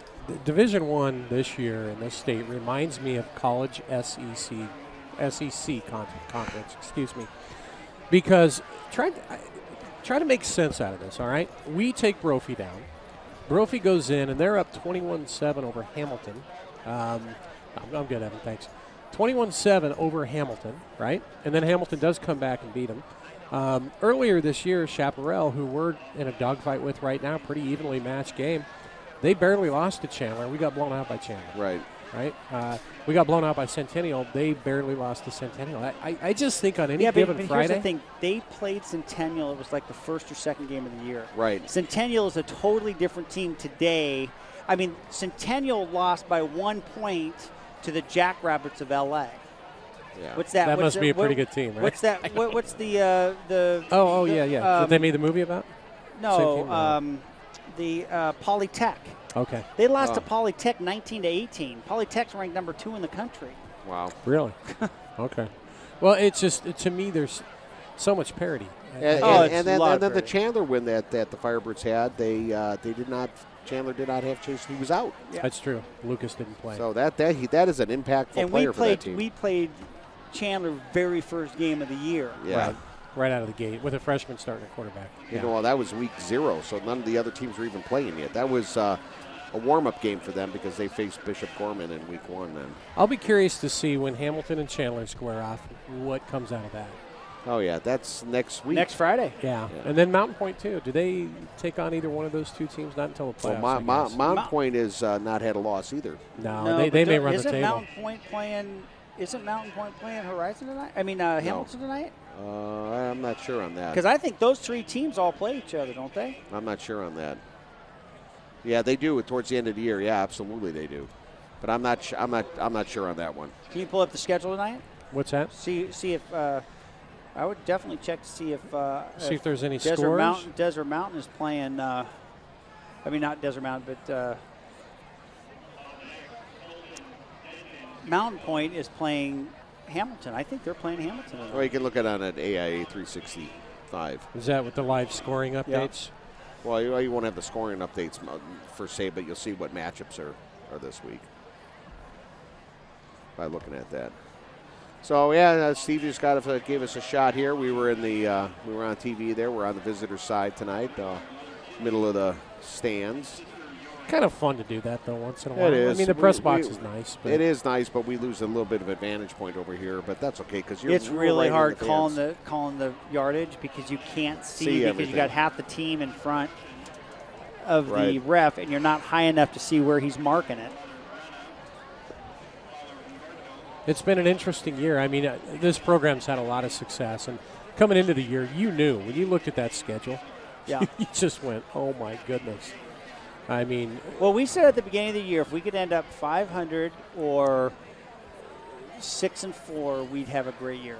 Yeah, with as young a team as it was. And out of the 17 Division I teams, we've had the 4th toughest schedule so far. We've had a brutal schedule. It's been brutal. Saguaro hasn't lost since our loss. And they've been blown. Since we beat them, they've been blowing people out 55 to 10, but 55 to nothing. The meat of their schedule, the tough part of their schedule, is when they had us and that kind of stuff. So now they're coming in a little bit softer part of their schedule. Yeah, that's true. More games that are rival games and that kind of stuff. So, talking about the game next week, Pinnacle has not lost to Horizon in the last, I think Ever. it's eight or 9 years They never or something. have. No, so whether it's home or away, it doesn't matter. They've never beaten. Horizon's never beat Pinnacle. us, and that's always a good rivalry game. So we were talking earlier about the lower level games. The freshmen won against Chapparal on Wednesday night. I think they won by 3 or 4 points. The JV team looked very strong last night. They won 42 to 13. The JV won last night. Let's throw a shout out watching these games. In fact, for those of you who don't know, folks, Tim does double in the air. He does the game. They're home. At home, correct. So you've had a chance. Nate and I haven't been able to see the younger kids play at all. So, the freshmen team, I think they've got three losses this year. A couple of tough losses. The JV team is a little bit more impressive. They have one loss, and that was last week to Centennial. They've got a couple of ties in there, and all the rest are wins. So okay. they look pretty good. And they're really, 5-1-2. Yeah. but really, those 2 ties. I mean, just the way the course of events work, we should have won both of those games. So, I look at it this way: the JV's really got one loss, even though those other 2 ties are there. But they look good, and that's going to be the future of this team. There's a lot of kids that on this level due to injuries and things that slide back and forth a little bit between JV and varsity. I know they it's about how many games they play in their high school career and how many games they play a season. So it depends on who they move back and forth. But next year, I think this team is going to be very strong. We're going to lose a lot of senior core. We're going to lose our linebacking core, but the linebackers behind that are very strong. We're going to lose Vaughn, one of our receivers, Nick Spawn, who's on the other side of the ball. He probably will become a primary receiver, I would imagine, as a senior. They've got a great freshman running back, Pinnacle does. I would anticipate seeing him in the future here. There's a couple of good key players on the JV team. They got a Ferguson, and Sam McMahon is another good star, and excuse me, Tucker Parrish, he's another good star on the JV team. So they've got a lot of firepower. Exactly. Well, that's good. And I've seen, obviously, having a kid going through the program. You're on your second one now. Second one, yeah. So my boy playing some JV got hurt, broke his fibula, but he'll be back next year. He's done for the season. It's just timing thing. Unfortunate. He was a starter on JV, but he plays linebacker, a little bit of slot. He's one of those versatile kids. He knows running back. He's seen him at safety and all that kind of stuff. So it doesn't matter. I'm proud of my boy, whatever he does. But he'll be part of that varsity program for sure next year. I know they're looking for big things from him. But it's fun. It's just fun coming out to the games and watching my wife. I don't think she likes it so much when I'm gone Wednesday, Thursday, and Friday during the week. But it's football season. All for a good cause. Yeah, it's all football season, so that's just what it is. Sorry, honey. Hey, there's some husbands that are at the sports bar on Wednesday, Thursday, Friday night watching football. No, then Saturday we go into game day Saturday, and then the red zone starts on Sunday, so she's not too happy with the weekends at the Stores household. So, and then my boys are on the fantasy thing. You got all that going on. So there was a great article. Did you guys catch the article in the Arizona Republic from Bordeaux, Scott Bordeaux, earlier this week? I thought it was one of the best articles I'd ever seen them write in regards to high school sports in Arizona. And it was about parents, right. Did you read that, Nate? I thought that was really good, actually. And it's, listen, I was one of those parents. Yeah, I was one of, if you have a kid playing, you can't help it. It's the way it is, man. It just is. I mean, and even coaches with kids that play probably would say the same thing. But he brought up some really good points. So those of you who have not had a chance to check that out, go Google Scott Bordeaux, B-O-R-D-O-W, theazrepublic.com, and read that article because it had some really good points in there. And you've coached the youth kids, and so have I before. And one of the biggest hassles is sometimes dealing with parents. It's not the kids, I'll tell you that. No. Look, I stay out. I couldn't be a coach because I get too emotional out there on the field. I get too much into the game. But I just let, when my son plays, I just let him, it's his thing. Let him enjoy it. Let him make his decisions, that kind of stuff. And then when they ask you for advice, whatever you give them is usually not right anyway. So I said, don't ask me anymore. That's usually the way I'd answer that question. Right, gentlemen, I'm going to let you guys do this for a while. And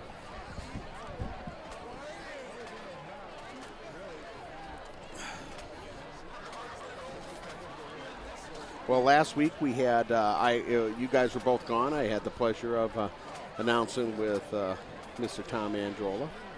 It was a lot of fun. He really enjoyed it.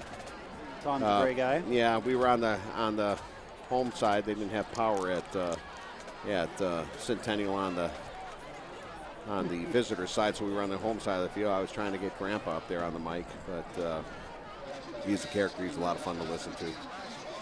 So Justin Mandrola will be the last of the Mandrolas to come through the high school. They're done. Now, as Grandpa says, now they go into all those boys going to just studying girls. That's usually what it's about when you get to college. So then they realize that, oh boy, I'm here for an education. Better get busy. Yeah. So a lot of fun. Firebird Marching Band is going to perform here in a few minutes, and we're going to let you listen to that.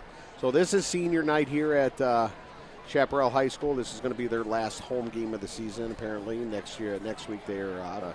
This is senior night. Next night for us at Pinnacle High School. So make sure we honor the seniors. So for a lot of those kids, it's going to be the last time they see the field. Some kids will move on, got some opportunities at the next level. But you know what? I always say that, football's the catalyst. You get the scholarship and you get the education and enjoy the game while you're there.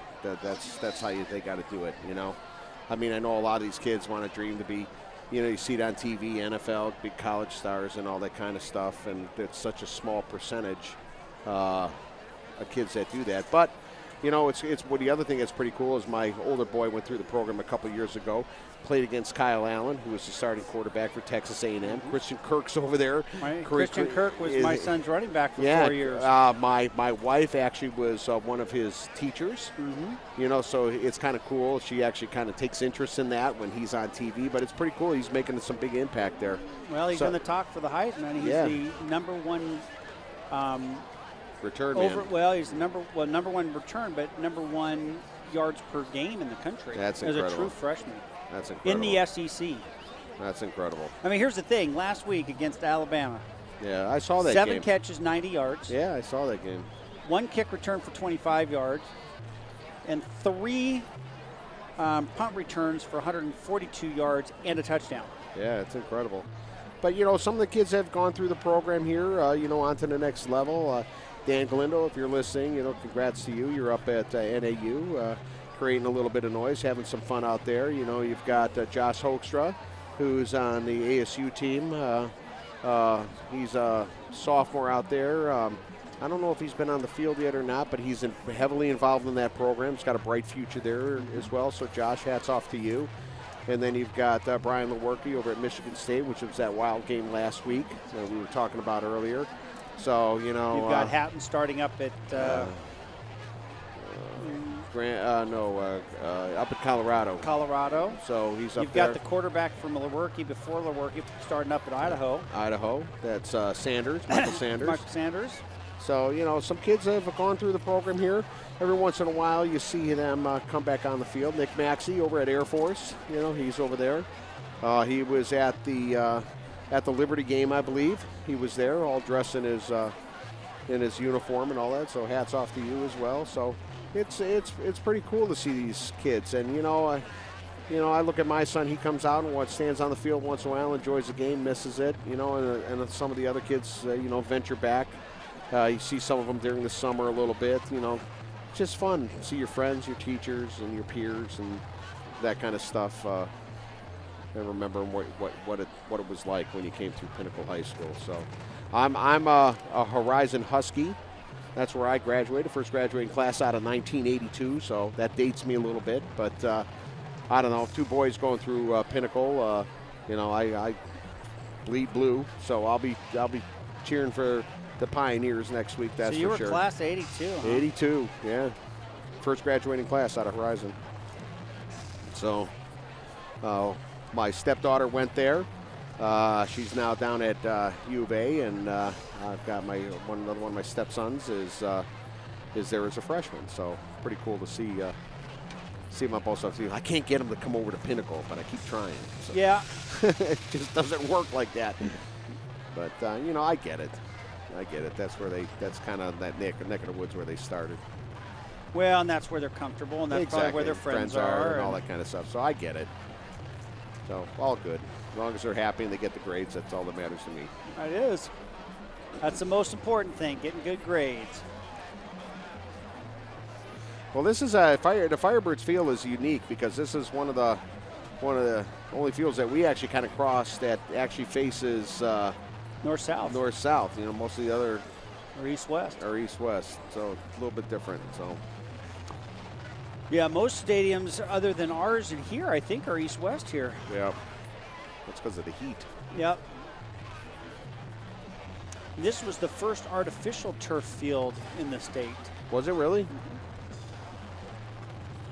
Well, I know, you know, when my son was a little bit healthier in the offseason and all that kind of stuff, and through the summer here, you know, the kids come here and, you know, he was, you know, getting some of his passing in and all that kind of stuff, playing with a lot of the quarterbacks here. The quarterback from Mount Point's here, was here. Obviously, the Firebirds quarterbacks and some of the Pinnacle quarterbacks and some of the other quarterbacks from around the state, you know, from the different high schools are here. Throwing the ball around on Sundays. You know, Spencer comes here and all that kind of stuff, gets to get a workout in. But it's in the summertime, it's rough. It in is. the summer at 2 o'clock in the afternoon out on this turf field. It is hot. That's got this east-west exposure like that. Well, we're getting ready to get back underway here. The Pioneers are going to be coming back on the field here shortly. You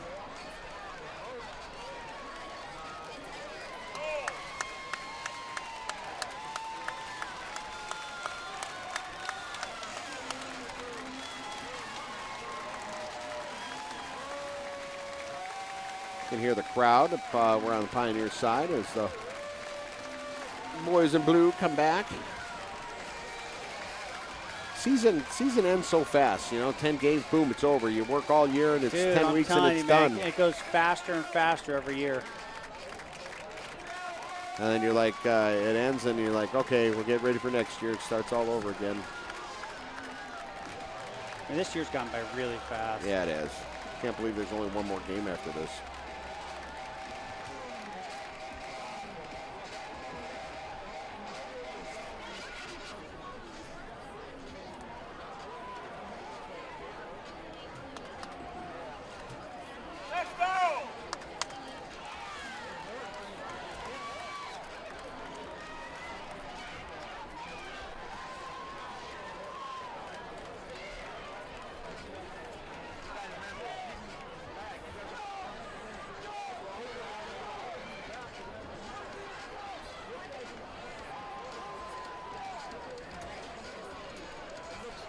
Well, we're under a minute before we get this game back underway here. I think it says Chapparal Firebirds Palm Squad doing their routine out there in the field. Get the boys warmed up again. The Firebirds are getting ready to come out on the field here. Should be a great second half. We get It the ball is. Well, first. you know, the thing is, Nate, is we got to keep the gas on now, you know.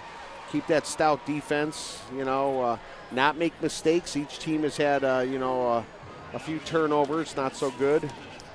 Well, I think we need to go down right off the bat and score. I think that would help get that momentum back. Oh, absolutely.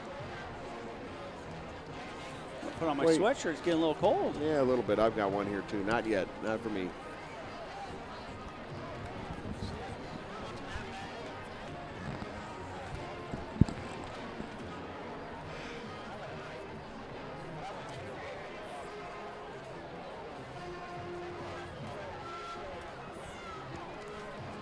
There we go.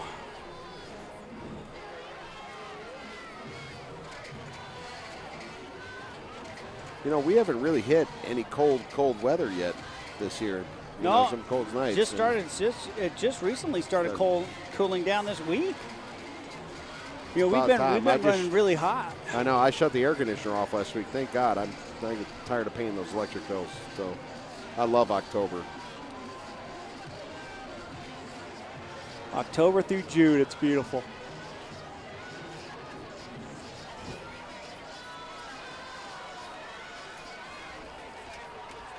July, August, and September just get hotter and hotter. Yeah, it does.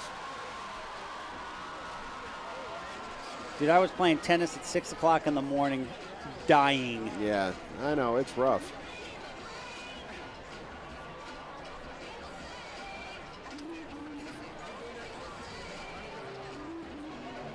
Well, I want to say hats off to Rich Piper last night. You know, he was in charge of the music at the JV game. You know, we had a little technical difficulties with the lights last night. So, you know, he had the Monster Mash going on and Thriller and all that kind of stuff. And then he winds it up at halftime. And, you know, he got right down on the field there doing cartwheels for the YMCA. All right, Rich Piper, you know. That's funny. Yeah, he was having a lot of fun last night with the music. It was good. The kids were getting pretty fired up. So, what was the final score of last night's game? 42-13. Wow. JV won.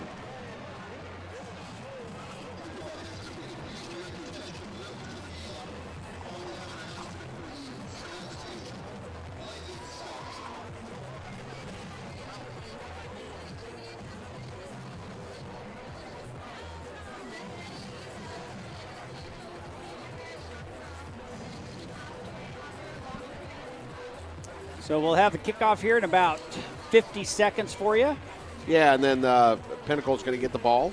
It's going to be a very important drive here first in the second half for your Pioneers.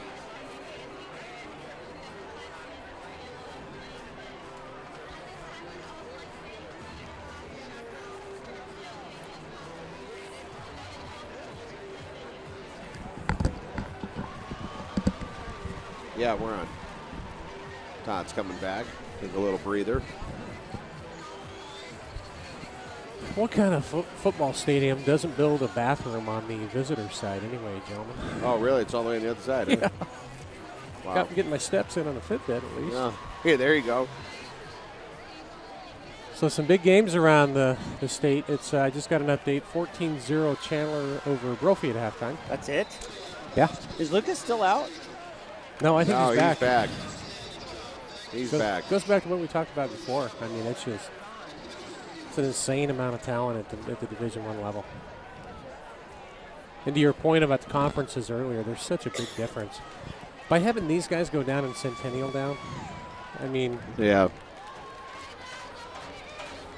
doesn't seem quite fair, but. All right, folks, so we've got third quarter getting ready to start here. You know, a lot of it is, Todd, is that, you know, all these schools now at the back of the season are all in close proximity of one another. This is a rival game. You haven't played this team in 3 years. This is a rival game.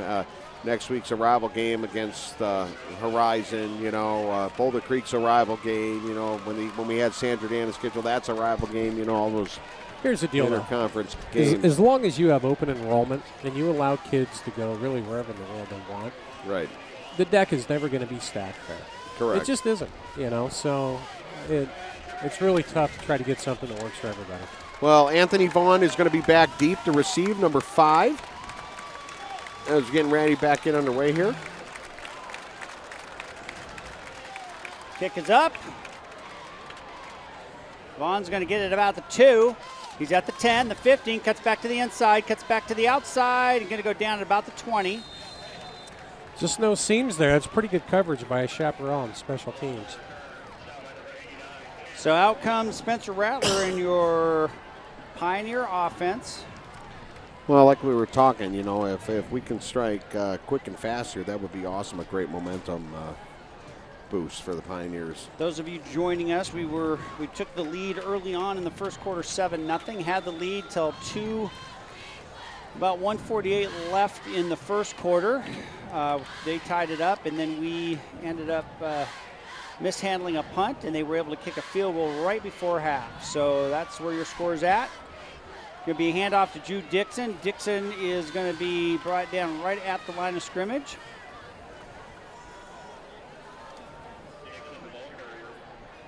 Create a 2nd and 10. Firebirds on defense being very aggressive. They load that box up. What we mean by that, folks, if you don't understand it, is they got 5 linemen, defensive linemen, and 2 or 3 linebackers that are just hovering right near the ball. Yeah, and they shuffle around a lot. There's always a lot of movement. Motion by Mandrola. Rattler back to pass. He's got some running room, takes off up the middle, gets to the 31-32.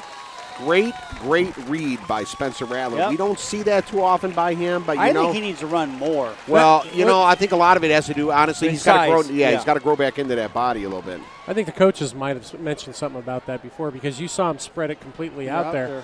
Now they only had 4 down linemen and 1 backer, and that's where that hole was open. Well, that's, like I said, great read. He's got to see that.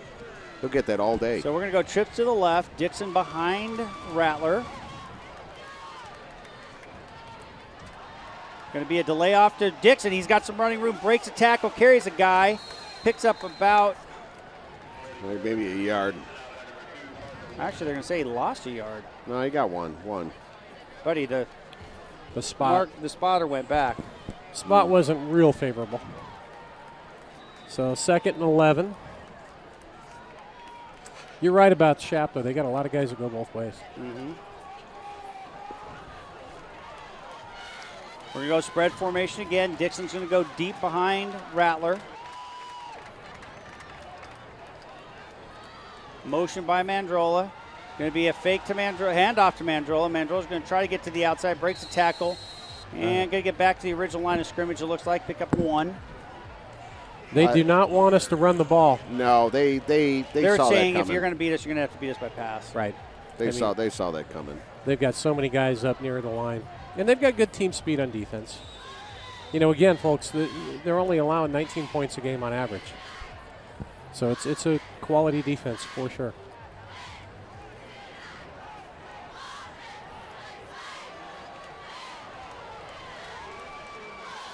Rattler's going to go shotgun. Motion.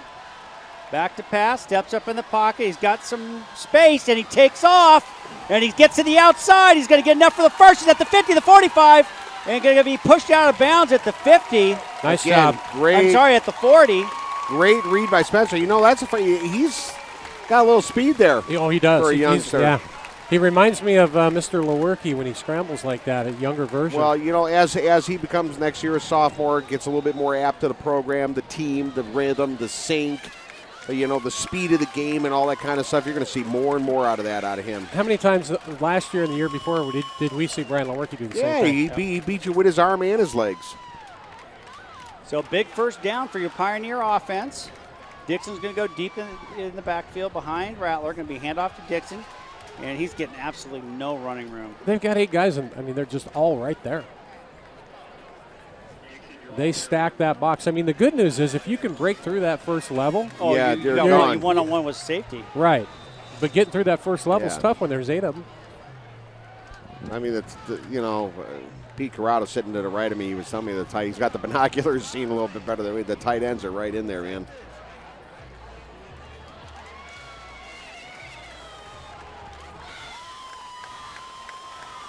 So Rattler's going to go shotgun again with Dixon behind him. It's going to be a fake to Dixon. He's got some pressure. Go. And he's still on his feet. Nice. Stedman. Unbelievable. Wow. Spencer Rattler. This drive is all about him. Wow. It's like he's on a little bit of a mission there. That was awesome. Stedman come through. You know what? He had 3 guys on him, and he spun out of that. Yeah. The thing is that Stedman and Rattler come here on Sundays. They're familiar with this field, and they practice. Really? They do. They throw to one another on Sundays. It's Chapparal? At Chapparal. They come here on Sundays. Really? Huh. Probably with Giovanno. I'm not sure who the coach is. He's the big quarterback coach here, Mike Giovanno. And penalty flag. Not much room. Yeah, that one's coming from the far side of the field there. Well, it's got to be encroachment or offsides. Otherwise, the play would have been called dead. Unless they have a hold, it's hard to say. Now it's on. Oh, legal shift. Legal shift. Okay. Well, that's going to create 1st and 15. In a tight game like this, penalties can absolutely kill you. Yeah, we haven't had many tonight other than that big 3rd down on defense where we got the roughing the passer, I think it was. So 1st and 15.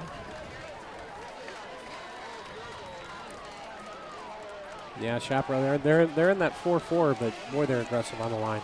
even when you spread them out. They are running a 5-2. Look at the way they're 5-3. setting up right now. Really, Look at they're bringing the safety down. Yeah, it's a 5-3 is what it is. Well, and there's just not a lot of room. Nothing to run with. You're going to have, And we've got, look, we were double tight there, weren't we? Mm-hmm. So we've got 2 tight ends in there. But they've got a lot of team speed on defense too, so that creates an issue. But we're now at 2nd and 13.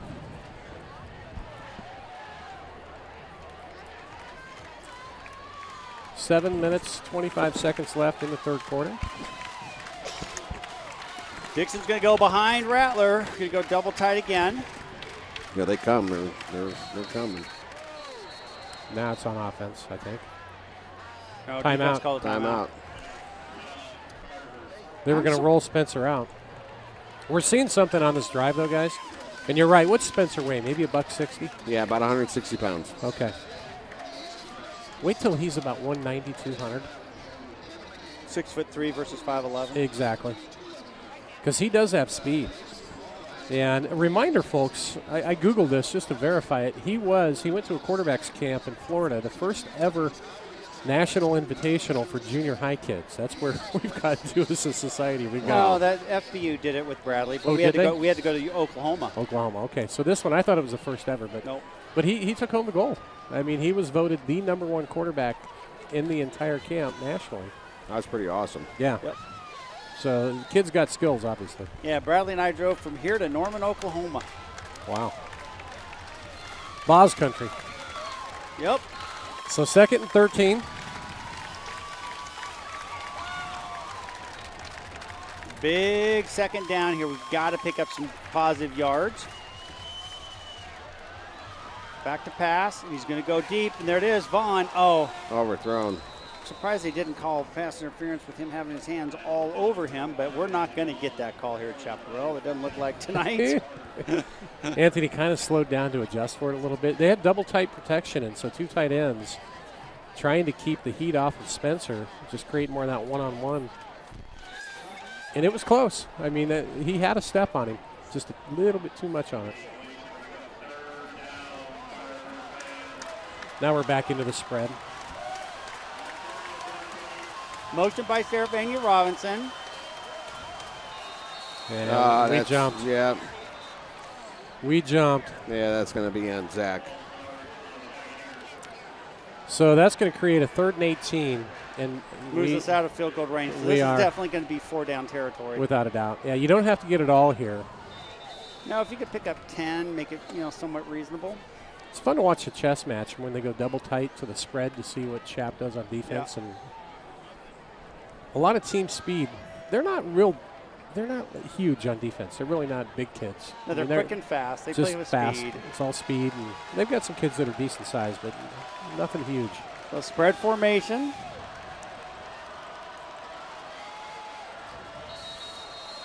Delay a game. Now? Delay a game. Wow. Yeah, Clock wow. is 0. Oh, my goodness. We're going the wrong way. Wow, that's 3 big penalties, man. Okay. Now it gets a little bit tougher sledding. I mean, come on, guys. Get it together here.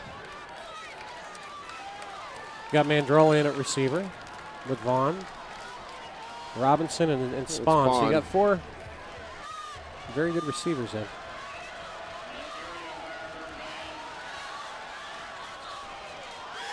There it is. Picked up 12. That's a nice throw. Nice throw. Actually picked up about 15, so it's going to be a 4th down and about 8. That ball got there in a hurry, didn't it? Yeah, he's really fast. Actually, it looks like they're going to bring in McGuire. McGuire to try to field goal here to tie it up. I think this is smart. 38, 39-yarder? So it's 22, so it'd be a 39-yarder. That's going to be, they're going to mark it at it's going to be 39 and a half, where he's marking it up right now.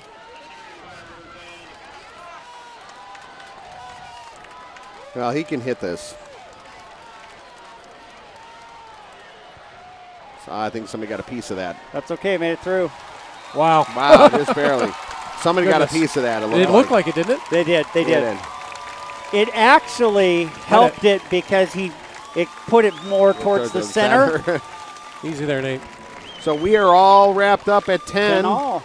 with 6:24 That's left. That's a in big the drive. Third quarter. It was. That's a big drive. And overall, the defense played fairly well in the first half. I mean, they gave up one long throw. Well, I attest this whole drive to Spencer. He had those 2 big scrambles for some big gains. Nice quick pass to Vaughn. Set up that field goal there. So I didn't see much of last week's game. Was Spencer scrambling at all last week? Oh yeah, a little bit, and then also the big catch by Stedman too as well. Right. Yeah, that was on a big that drive. catch. So you got 4 big plays on there. All right, special teams. Here's where they've got some dangerous return guys here. Yeah, you got to keep it away from number 20. You got Shogart and number 1, Bo Kelly, back deep for the Firebirds. Kelly's had more returns than any of them this year. And him and Shogart, they're both averaging around 20 a carry. Yeah, nobody wants to kick to Shogart. McGuire's kick is up, and he's going towards Shogart. What's that, 35? 35.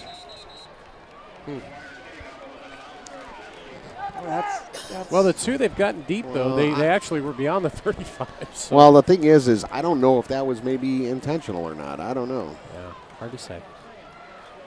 So defense is going to come out. Chapparal with a 1st and 10 at the 35, knotted up at 10, 6:24 left, 3rd quarter. It's been a good game. Kids just look more fired up tonight. It is. Than I've seen the past couple games. Last week when they played Centennial, it was a rainy night. We had some big storms. It didn't rain during the game, but it was just gross. Yeah, and it's just they weren't. They were kind of flat. I didn't see that enthusiasm with the Pinnacle side, but they were there. They were just out there. Tonight's a whole different story. So out comes Barry. Shogart's going to go deep behind him in the eye. Bright in motion. Actually, I'm sorry, it's Greenberg. Going to hand it off to Greenberg, and he's going to get absolutely nothing.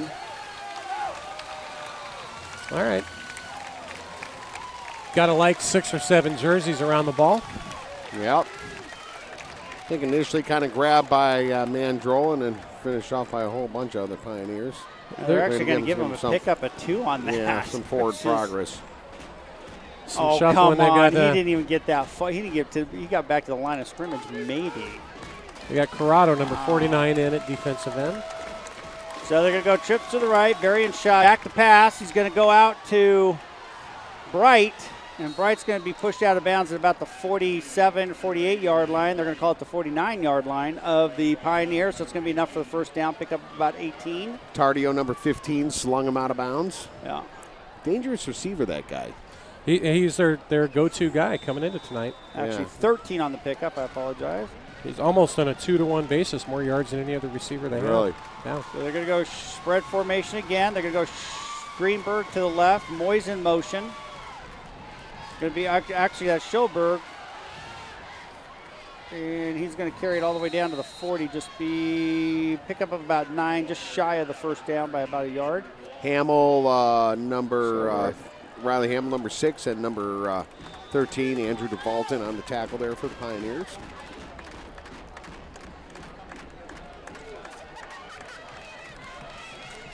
Second and short. All right, boys. Motion by Moyes. Hand off to Shogart. Shogart's going to cut it back up the inside. Carries it for about 6 and another first down for the Chapparal Firebirds.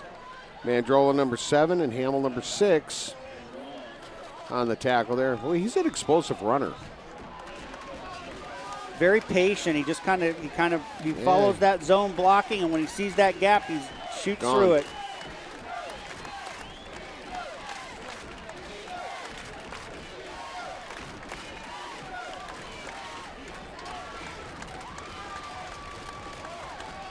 Barry's going to go under center, going to hand it off to Shogart. Shogart's trying to get to the outside and going to pick up maybe 3 on it. Good defense on the outside there. Trying to see, somebody got a piece of him. Yeah, couldn't quite take him down. That was DeVault. Yeah, 13. DeVault, nice job coming up on run support.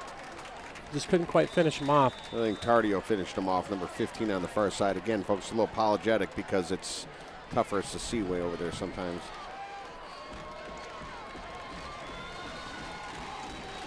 All right, stiffen up, D. So Barry's going to go under center. Going to hand it off to Shogart. Shogart's going to cut back up. He's going to get nothing. Maybe a yard. Mandrola came crashing through there. Didn't get him, but he caused him to turn the other way. Now, okay, 55 coming in on defense. Yeah, well, Harlan, number 91, also got a piece of him there. Huh. Is that Columber, 55? It is. It is. First time I've seen Ken on defense all year. Big 3rd down and 4 coming up for your Pioneer defense.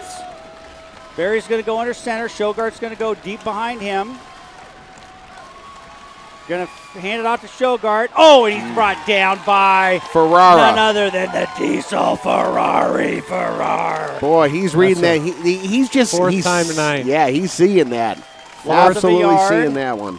And Loss of a yard. And now we got Big Ben. 4th down and 5. Yeah, coming in for Devontae. Big Ben on defense. I saw him as a freshman playing D-tackle. That kid could play on that side of the ball. It's probably been a while since he's been on that side of the ball, but he's a player. So big 4th down and 5 for your Pioneer defense. Got to hold him here. Going to do a little shifting. Barry back to pass. And knocked down by Stevenson, number 28. Great play. I mean, he got his hand in on it, but that was almost a pick 6, too. Boy, if he could have picked that, he was gone. Oh, yeah. You know what I'm going to point out here, guys? You're probably your best 2 offensive linemen, no doubt. Big Ben and Columber.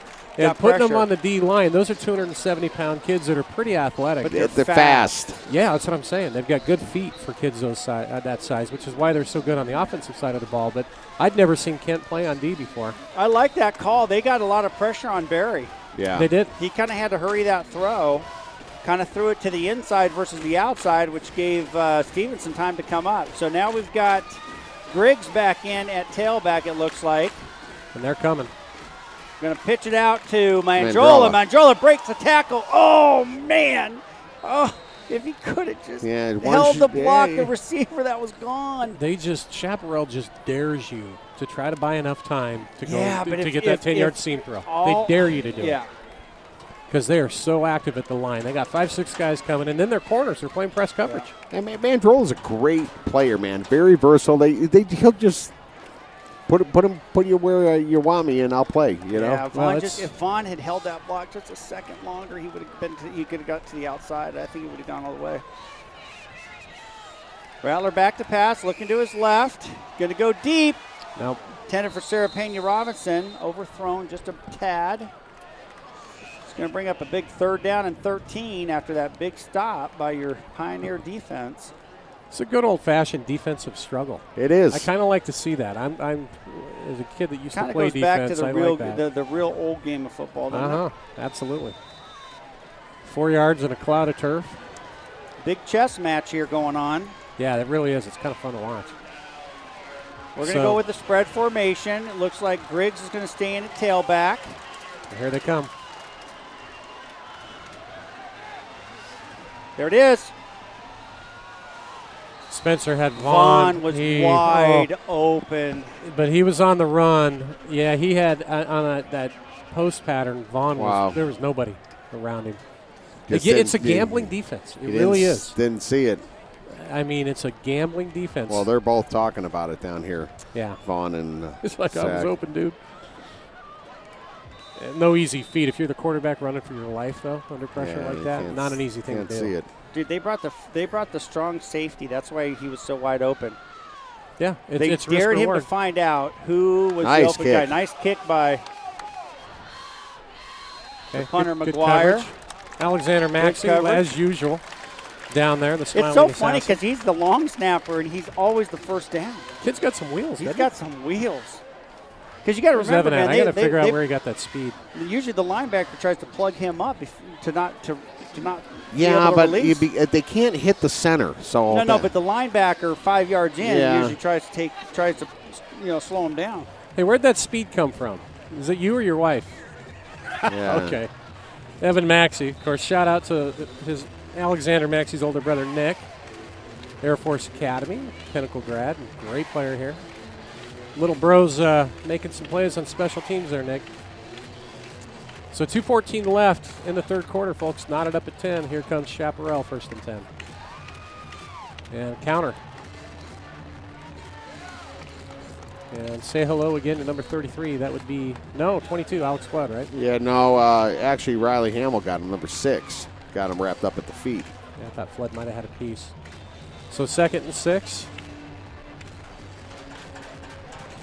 And Drew Dixon back on defense. Now it's like every other series they're throwing in there. So they're going to go that split back now with Greenberg and shoot guard. They're going to swing it out to Bright. Bright breaks, almost breaks a tackle. Yeah. They're giving him a lot of respect over there, Picks about an up 8 to 20. 10 yard cushion. And Stevenson, number 28, just tripped him up there.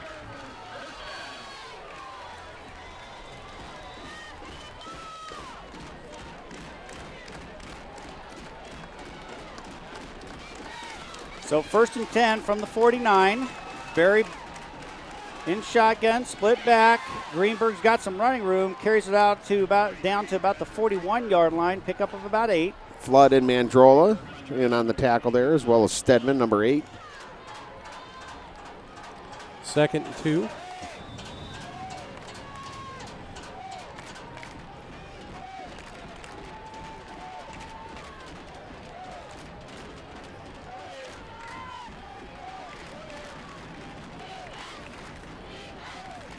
Barry's going to hand it off to shoot guard. Shoot guard's going to try to run up the middle.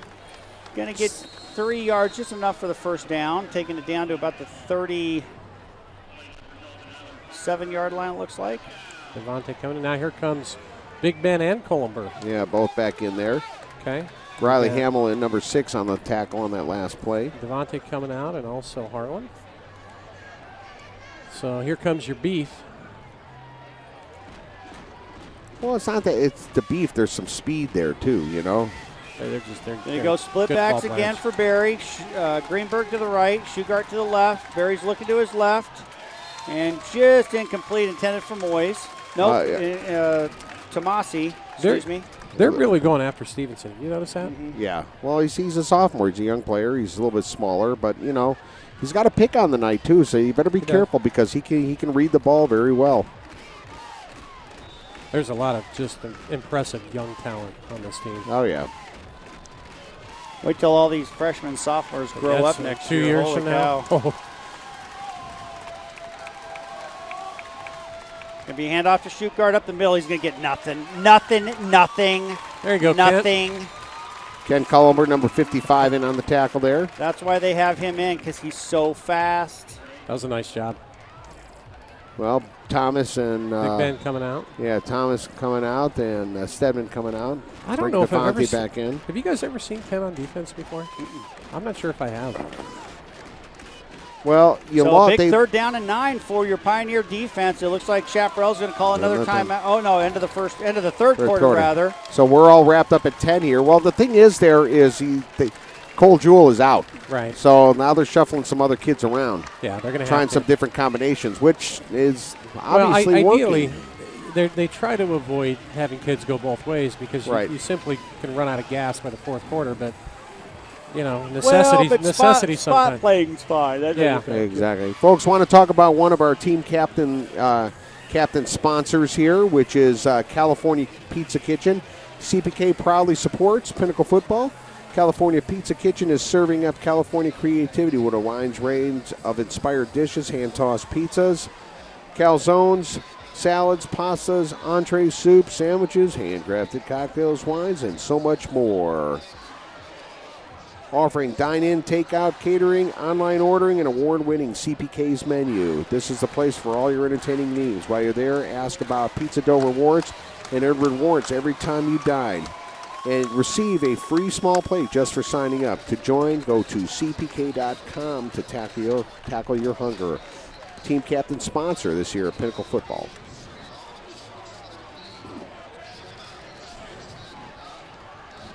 Okay, so they keep Kent in. So you got Devontae at 370, Kent at about 280. Plus or minus a couple of Domino's pizzas. The way both of these defenses are playing, guys, I'm going to be honest with you, I think it's going to be a mistake on somebody. Yeah. That's going to cost them the game. I hate to say it. So Shugard's going to go to the right of Barry. Moyes in motion. 3rd down and 9 for your defense. Berry back to pass, looking to the left, completes it out to Tomasi. Going to depend on the spot. Yeah, well, they It's dropped going to the be really mark. close. They might bring in their field goal kicker here. No, it's going to be short. Yeah, so it's going to be 4th and 2 maybe? Looks like 4th Interesting and 2. call. They're going to go 4th and 1. Well, Interesting I call. think they're coming up the middle. I So think. Greenberg is going to go deep behind Berry. Berry's going to go under center. Oh, second effort, he might have got it. It's going to be really, really close. I don't think so. I don't think he got it. Drew Dixon came in. Devontae came up with the ball. Wow, this is really going to depend on the spot. And, oh my goodness. Are you kidding me? Coaches are going, it's ours, come on. It's ours. What are they doing? He didn't get that far. They pulled him back. I don't think that's first down, guys. I think it's a half yard short. They're going to measure it. This is the right thing to do, at least. Well, of course. At least they're going to bring the chains out. Yeah, of course. No, they didn't get it. Half yard short. They didn't get it. Maybe. Depends. I don't know, Nate. Nope, our ball. Yeah. Wow. Okay, nice job by, you know what? Drew Dixon came You around could the tell outside. because there was so much room in the link. Yeah, I I was watching that link. I don't know, man. I didn't know. That's always spooky. Big but stop. great job on the interior. Of course, you had all your beef in there. You had literally, if you look at 370, what's 370 and 280? Drew Dixon did a great job on the coming down the outside. backside and Right. pulling him back. That's an advantage for a kid like that of using him at end as opposed to linebacker because he can use that athleticism to do that. So exactly. it's interesting. I'm surprised you go with it. Why would you go with the quarterback sneak when you got no, shoot guard at running back? Yeah, exactly. That's what I thought was going to get the ball. That's just craziness. And you got a 370-pound nose guard for Pinnacle. 1st and 10 Pinnacle. So here we go. We're going to go with some beef. It looks like we're going to run. Griggs is back with Dixon up in front. Dixon's going to blow out the hole. Griggs is going to get to the outside, pick up about 6. We'll take it. Nice job by Griggs. Yeah, Boy, did you see that block by Dixon? Oh, right there. He drove that defensive end 5 yards back. Yeah, and it gave Griggs enough room to just get around him. Kids are fired up. It's good to see. They're playing a good ball game. Well, that was a momentum shift right there. So here we go. We're going to go with the dual back again. Our pistol I formation, I guess is what you would call it. Dixon's going to shift to the right now. Going to hand it off to Griggs. Griggs is going to cut back up in the inside, and he's going to pick up about another 2, making an imaginable 3rd and you're right. about 3rd and 3 maybe. They're still running a 5-3 though. Yeah, they got 2 corners and a safety, and everybody else is up in the box. You're absolutely right. They're running a 5-3 for sure. Here we go again. We're going to switch it now. Griggs is going to go to fullback. This time it's more Dixon 6 tailback. They're blitzing too. And Dixon's got some running room. He's going to run over a couple of guys, and boom! He's out to the 42. Nice job. Well, it's 4th quarter, so going back to that conversation about got a lot of guys that play both ways, maybe the gamble the coaching staff's taking here is, okay, we're going to wear you out. We're more fresh. We're going to try to pound it down your throat. Wow, look at the blocks by. The thing is, though, when you've got 8 or 9 of them up in the box, even if they're tired, it's still tough to. Yeah, it is. You know what? You could set them up. A little play action coming here. I mean, they're selling out. They got 1 safety back, and that's it. And the safety happens to be their running back. He's one of their best athletes. Well, and he's fast. Yeah, without a doubt. He's so he's the safety valve. I'd like to see a pass to the tight end off this. Exactly. You know, we saw that. Them use the tight ends in that Boulder Creek game with Cash and Stedman. Mm-hmm.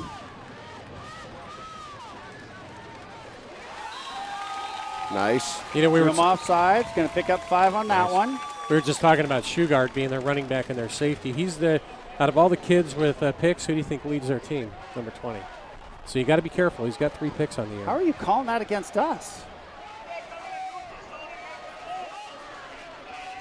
Wow.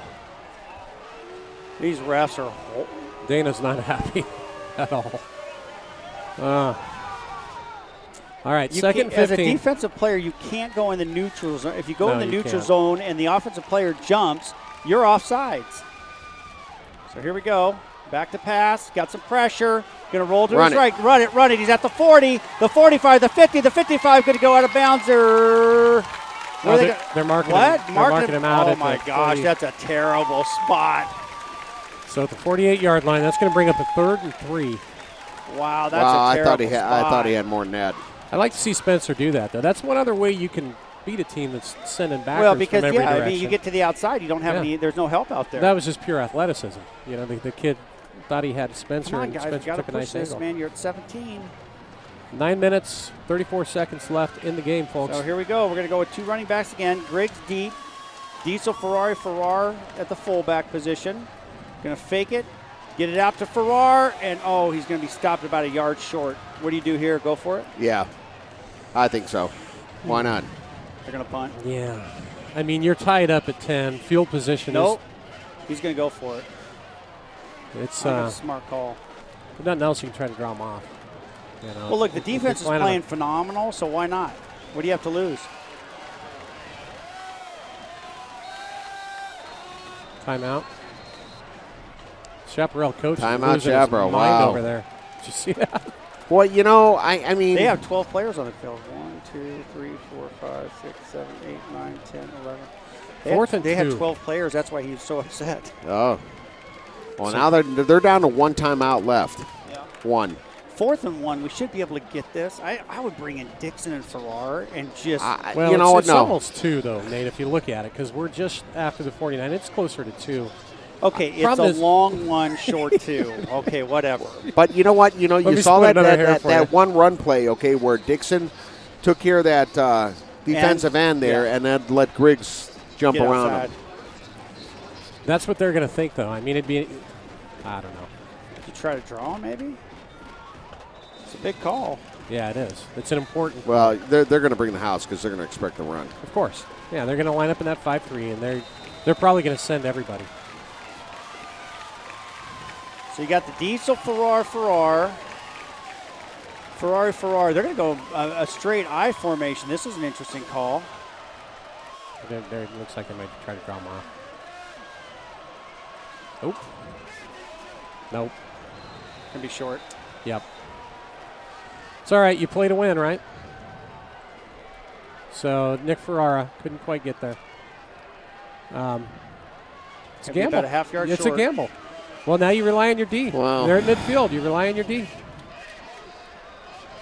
Well, wow, what an evenly matched game here tonight. You know, I mean, you got the Firebirds trying on a 4th down coming up short. You have the Pioneers trying on a 4th and coming up short. You know, it's just a big seesaw game going back and forth here tonight. It's the best ball I've seen him play since the Brophy game.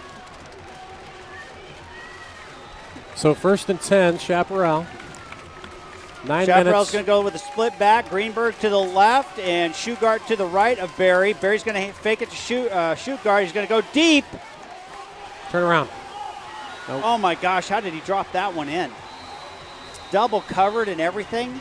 Yeah, the safety, DeVault didn't turn around. He was Tardio on the coverage, shoe number 15. That was a pretty pass, man. It's only where his guy could catch it. Yeah, it was double coverage, too. Play action. 15, if he turned around, that was a pick. It was actually 13. It was Andrew. Or 13. So we're waiting on the play call. 1st and goal from the 4 or 5? Looks like the 5. Motion. Barry's going to hand it off to Shugart. He's going to be dropped for a 5-yard loss. Dixon. Nice job off that edge. Wow. Fast. Nice job. Fast. That reminds me of years back when you had Palomino that played that position, Colseri that played that position. You saw Neubauer play that position. Got big power, speed. You know, the big question is, can we hold him to the field goal here? That'd be a huge stop. That would be, actually. I'm greedy. I want to turn. So we're going to go split back again. Going to be handoff to Greenberg. He's going to try to go upside. And gets maybe a couple yards back. Ferrara number 33 on there, and a big nice Devontae. big 370-pound pancake on top. Oh, gosh. You know? Wow. Evan Maxey's crying. He's laughing so hard watching that one. It's just like, he like bounced right off of me. It's like that big. There you go. Kent's in there. I like that move. Split back again for Barry. Shugart to the right. Barry back to pass. Looking to his left. Uh-oh. Gave him too much of a cushion. Yeah, Stevenson on the coverage there, number 28. Too much of a cushion. Wow. Well, 7:35 left in the game. Firebirds put up 6 more. It's all right. We got plenty of time to come back down the field. I think from what we've seen with Spencer, he's going to have to choose to tuck it and run a couple of times, though, if they're going to keep sending the house, which I think they will. So the Firebird place kicker is on. I cannot pronounce his last name, so I'm not going to attempt. But that was a good extra point. Well, now you're going to make me do it. So we're at 7:35 left in the game here, folks. Firebirds 17, Pioneers 10. Masharafa. Masharafa, that's how you pronounce it. All right, man. That's my guess. Sounds like a sandwich. Trivia question at home, folks. Mosharrafa. Masharafa. Good name for a kicker. And I forgot my glasses tonight, so I can't even hardly see that. All right, time to dial it up. Offense and special teams. Get the momentum back. Let's go down, tie this thing up. It's been a good game, though. It is. But, the Pioneers have played well here. You're seeing some different looks, some different personnel packages, and I think they're playing more fired up. Well, I like Dixon on that edge there, man. I mean, it looks good. Yeah, he does. It's with Drew, I think you can put him just about anywhere. There's certain kids that are athletic enough to pull it off. So 7:35 left in the ball game. Now down by 7. Masharafa's kick is up. That's going to go a touchback. Wow. Kid's got a pretty good leg, huh? Yep. So Spencer, 1st and 10 from the 20. So this is a big drive, down 17-10. Can we respond like we did in the first drive of the second half and tie it up? Is going to be the question. We'll see how if Chapparal continues to be so aggressive with their blitz calls. I mean, well, they live and die by the blitz. I don't anticipate them changing that. No, they got one safety back there. I just. He's a good one, though. Yeah. So here we go. Griggs is going to go deep with Farrar short. He's got some running room. Who was that? Vaughn. Yeah. He cut his route short. Yep. If he keeps on that post pattern, that could be 6. Well, exactly, and Rattler knows it because he was going deep with him. Yeah. So that brings up a 2nd and 10. Little miscommunication there. Spencer might have been able to run for 5 or 6, but he's looking for the home run ball. Yeah, no, he had him. That was just some miscommunication there. So we're going to move Farrar to the left. Going to be handoff to Griggs. Griggs is going to cut it back to the inside and maybe pick up a yard. Yeah, there's just no running room at all. Not when you got 5 linemen up there. The only time we've had any positive yards is when we have that fullback take out the end. Yeah. There's been a couple here and there. So it's going to be a big 3rd down and 9 for your offense. Can't go 3 and out here, guys. No. And with the spread package, so that's going to. Farrar's going to go. Here they come. Deep in the. Yeah. They got it. They rushed 2 backers, or they blitzed 2 backers. They delay blitz the backer. So you have to punt now. Yep. And you have to get a 3 and out. Now it becomes imperative. You've got to get your 3 and out. Boy, they are riverboat gamblers, aren't they? With how they play on D. Yeah, they really do. Because if you catch them, remember that screen? We had a screen that worked really well. And then we had that long throw, too. You just have to buy enough time to get one receiver to get loose in that man coverage. So Shugart standing at his 50. Kick is up. Oh, nice. That's a fortuitous bounce. All the way down to the 25. You know what, though? Give credit, actually, to McGuire on that, because when you are able to hit that spiral the way that he does. Exactly. They practice that. Absolutely. It's just the way it is. That's the form that is kicked. When that ball hits that ground, it takes a forward bounce. That's a 62-yard punt. That would be pretty close to, well, he's had a 69. 65-yard punt. I apologize. He had a 69-yarder earlier this year, I believe, against Brophy. So now it's imperative. Got to get a stop here, because they're going to. I think they're going to try to run it down your throat now. Oh yeah, burn that clock up. Absolutely. I mean, it's been working for them. They may try to still go after. Barry's going to go under center. Greenberg is going to go deep behind him. They're going to pitch it out to Greenberg. Greenberg doesn't have any running room. Cuts it back to the inside. Picks up maybe a couple. Stedman, number 8, on the tackle there. Stedman, number 8, and Hamill, number 6. So 2nd and 8.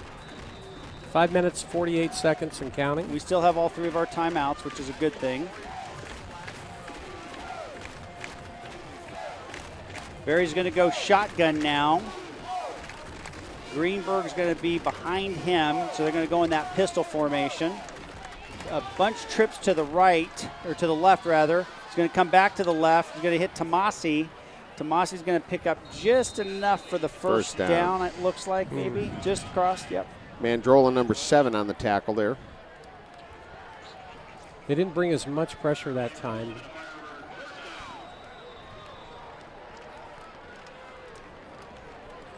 All right, guys, come on. We got to get the ball back.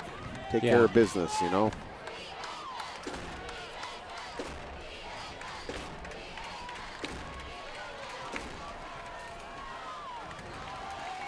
Barry's going to go under center. Going to hand it off to Shogart. Shogart's going to carry a tackler for a couple yards. Devontae Drayton, number 71, on the tackle there. Apologize, that's Greenberg.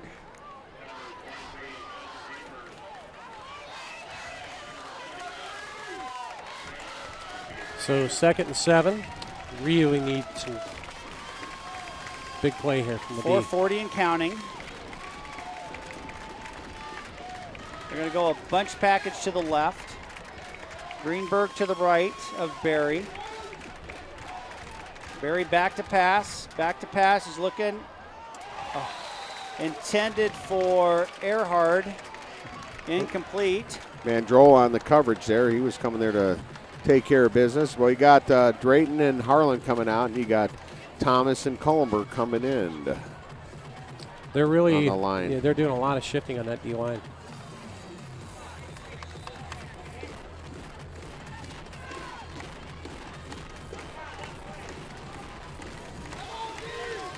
Big 3rd down and 8 for your Pioneer defense. Going to go motion with Moyes. Barry back to pass, looking downfield. Ooh, and he tried to intended for one-handed. Tomasi, and Tomasi tried to one-handed. That stops the clock with the drop. We got a flag down over there, too. Where? Over at about the 50 on the far side of the field. They're going to call holding? I don't know. You got to be kidding me. Jeez, man, defensive holding. Wow. I didn't see it. I mean, that's something you'd almost have to look at film the next day. But it's going to create a first down nonetheless. Wow, 4:16. So back to first. 4:16 left in the game. Now you've got, it's imperative. You've got to get a stop now.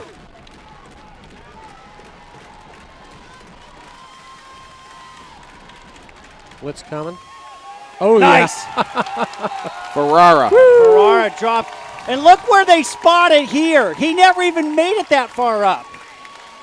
So he dropped where Ferrara hit him, which was 3 yards back. How do you mark it 2 yards up? Wow. Unbelievable. This reffing crew is horrible. So 2nd and 15. Sorry. I mean, that's you, horrible. You give them a first down on a 3rd and 8. And then you mark the ball 2 yards up, so it's a 5-yard loss and not a 9-yard loss, 8-yard loss. Give me a break. Well, 2nd and 15. So here you go. We've got trips to the left in a bunch formation. It's going to be 2nd down and 15 instead of 18. Timeout. And they're going to use their final timeout here, so. Pinnacle is or no? No, Shap is. Shap is. We still have 3 timeouts remaining. Okay. Nate, I want you out on the AIA officiating board. Dude, it's horrible, man. You know, he hit him at the 42-yard line or 41-yard line, and they marked it at the 44. We're going to have Zupke give you a huddle account and, a little chalkboard there thing, and you can make circles on all the officials instead of the players.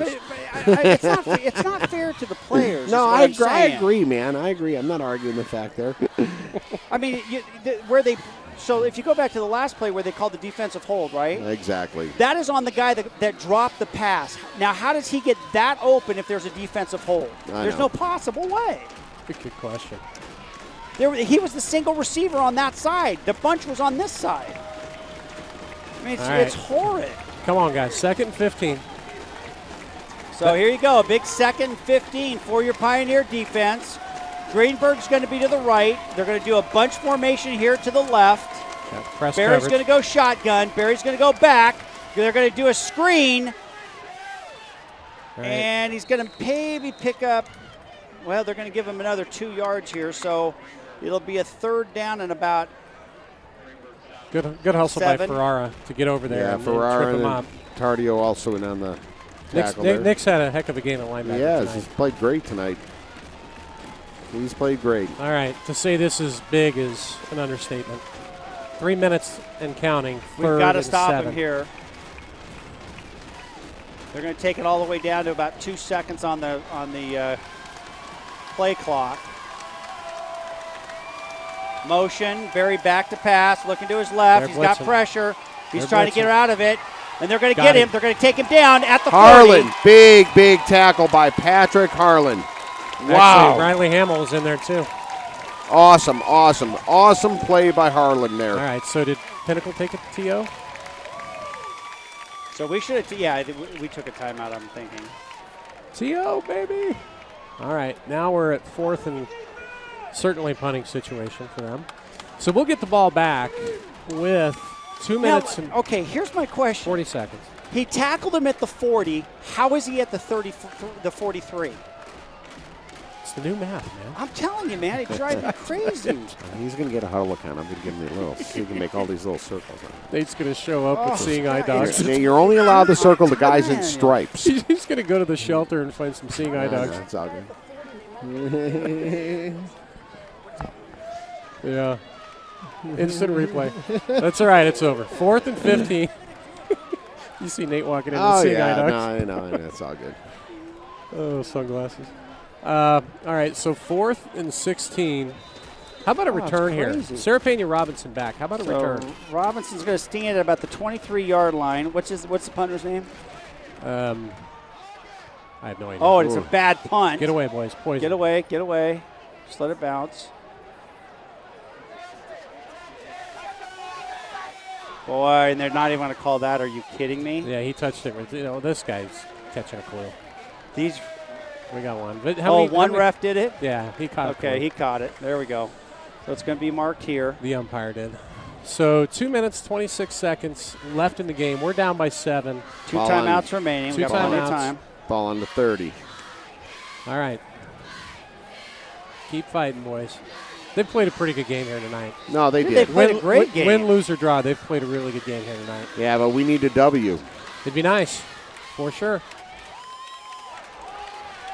All right, guys.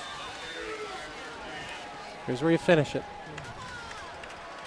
Rattler's going to go shotgun with Griggs deep behind him. Back to pass. He's got some pressure. He's going to scramble. Get rid of it. Damn it. Oops, sorry about that. I can't help it. That's why I can't be a coach, you know. All right, come on, guys. All right, now it's going to be when you're outside the tackle boxes like that, you just got to throw it out of bounds. Yeah, and again, you can't take that loss. That's a 20-yard loss. He'll learn. You know, sometimes you have to remind yourself because the talent's so good that he's so young. Yeah. You know. But okay, so now with 2:01 left. And it's 2nd and, 25? No, 2nd and 30. We lost 20 on that play. Okay. Yeah, so 2nd and 30. You're in 4-down territory. 10 yards a pop. You know, you don't have to heave it 60 yards down the field. You know, he has not thrown to Nick Spawn all night, number 23. And Spawn's usually lined up on the left side. I'd be curious to see. But it's certainly 4-down territory for sure. So the thing is, can they get, in the second down, can you pick up 10 or 15? You get it to where it's 3rd and 15, 20? And Chapparal, as aggressive as they have been on defense all night, just by sending backers and so many different formations, 5-man fronts. They're playing the pass now. Of course, yeah. You might actually see them in a cover 2. I haven't seen them in a cover 2 all night where they stayed in it. I mean, they always shift one of the safeties up into the box. So we're going to go with the spread formation. Griggs deep behind Rattler. And there it is, first cover 2. Rattler back to pass. Safety. No, he was still in play field. Was he? Okay. Wow. Just a breakdown in protection scheme there. Now you're a little more in desperation mode.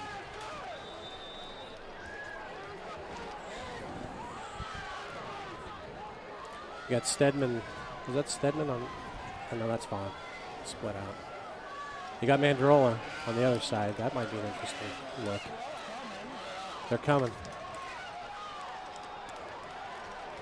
And And have defensive holding. That'll give us an automatic first down. would it really? Yeah, Wouldn't that be sure. an incredible turn of events? Depending on what they call it, because if it's pass interference, it's 15 yards and an automatic first down. Boy, See what the call is. This has really been strange. Oh, they're going to call it holding. So that gives us a first down? Nah, it's only going to give us 10 yards. But we get the down again, though. Okay, so there's life, guys.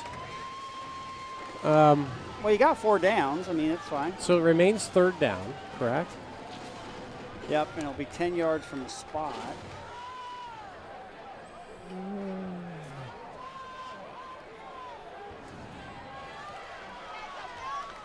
Okay. So 3rd and 30, call it. Here they come again.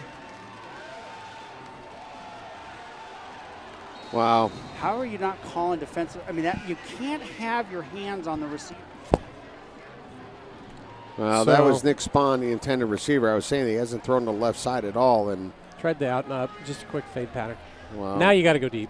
I mean, you're at 4th and 30. This is the ball game. You got no choice. You've got. Well, it. I think here you just do a Hail Mary. Wow. Send all your guys down and just do a Hail Mary. What do you have to lose?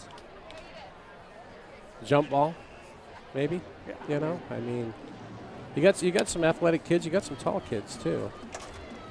Remember that hook and ladder that Brophy ran against us at the end? That was good. The double hook and ladder. Yep. That was pretty slick. I hadn't seen that one before.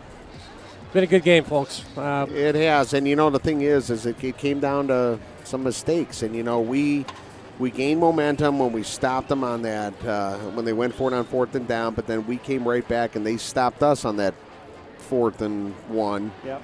And then the right play after that, they throw it deep and get it inside the 10, and mistakes. 1 minute, 1 minute, 14 seconds left on the clock. I mean, when it was 4th and short at midfield there, do you run something different, or we're 4th and I don't know. I think it's 30. Yeah, it's 4th and 28. 20, 28, 29 yards. 10, 40, 28. The 20-yard sack was a big killer. Yeah, it was. You can't take that, especially when No. you're outside the tackle box. I mean, just throw it away. That's just young quarterback. What in the world? Oh. Wow, that interesting idea. And we got a flag. Now, if that's unsportsmanlike, will that give us? If that is roughing the passer or anything like that, then that would be a automatic first down. And we retain possession. 15 yards. Okay, it's on Shap, but Yep. what is it? This is going to be really interesting.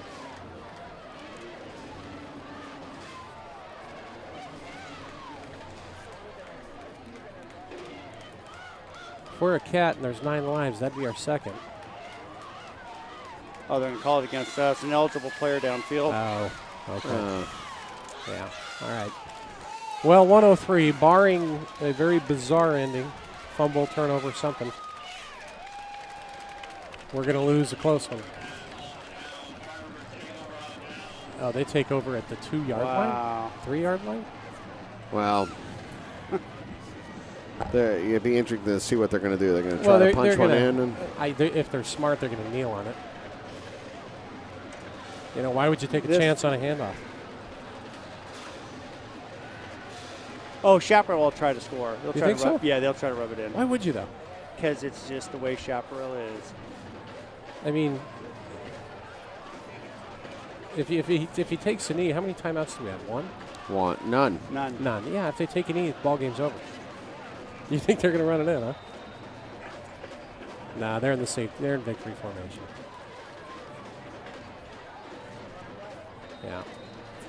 Well, good effort. Good effort. Tough loss. Tough loss. But it wasn't a blowout, guys. No, and we played very, very well tonight. You know, hats off to them. A couple of mistakes. I really believe it's that 4th and 1 that we missed out on, and that changed the game. That was a surprise call to me to hand it off to the fullback in that position, as tough as their defensive end. Yeah. As far as because we had a hard time running all night against them. Well, next week will be an important game. Well, Horizon, yeah. So we're going to drop to 4-5, and we've got one final game next week on Halloween night. No, it's not. It's tonight. No, it's the 30th. So we got a 7 o'clock game time start. It'll be senior night, last game of the year at Pinnacle, pending playoffs. But they played a better game tonight than I've seen. Absolutely. You know, I think certainly Liberty and Boulder Creek, I think we played better tonight than both of those games. And certainly probably Centennial as well. Remember, this team almost took Centennial down. They lost by 3. Yeah. And we were toe-to-toe all night. I personally don't think that the Firebirds came into this game tonight having it as close as it actually was. I mean, it was a seesaw battle, very much of a defensive game here, so. Well, a game of big plays.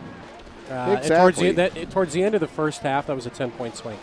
Exactly. We had 2 breakdowns towards the end of the first half that cost us. And muff snap by McGuire back there on that punt, but it is what it is. Yeah. So, folks, we will we'll sign off, and we will see you next Friday night at home game. Home game against Horizon. It's our main rival. It is. Hey, they're what 0-9 on the year. It doesn't matter. Yeah. It's a rivalry game. It's the big one. So for Nathan Nordstrom. We're supposed to say hi. Oh. Hi, everyone. Hello, everybody. How you doing? Thanks for joining us. This is what we look like. I know you know who we are, but we've got a great face for radio. That's it. So for Tim Storrs, Todd Dixon, I'm Nathan Nordstrom. Thank you very much for joining us tonight, and we'll look forward to broadcasting next Friday night at 6:40. Thanks. Have a great weekend. Night.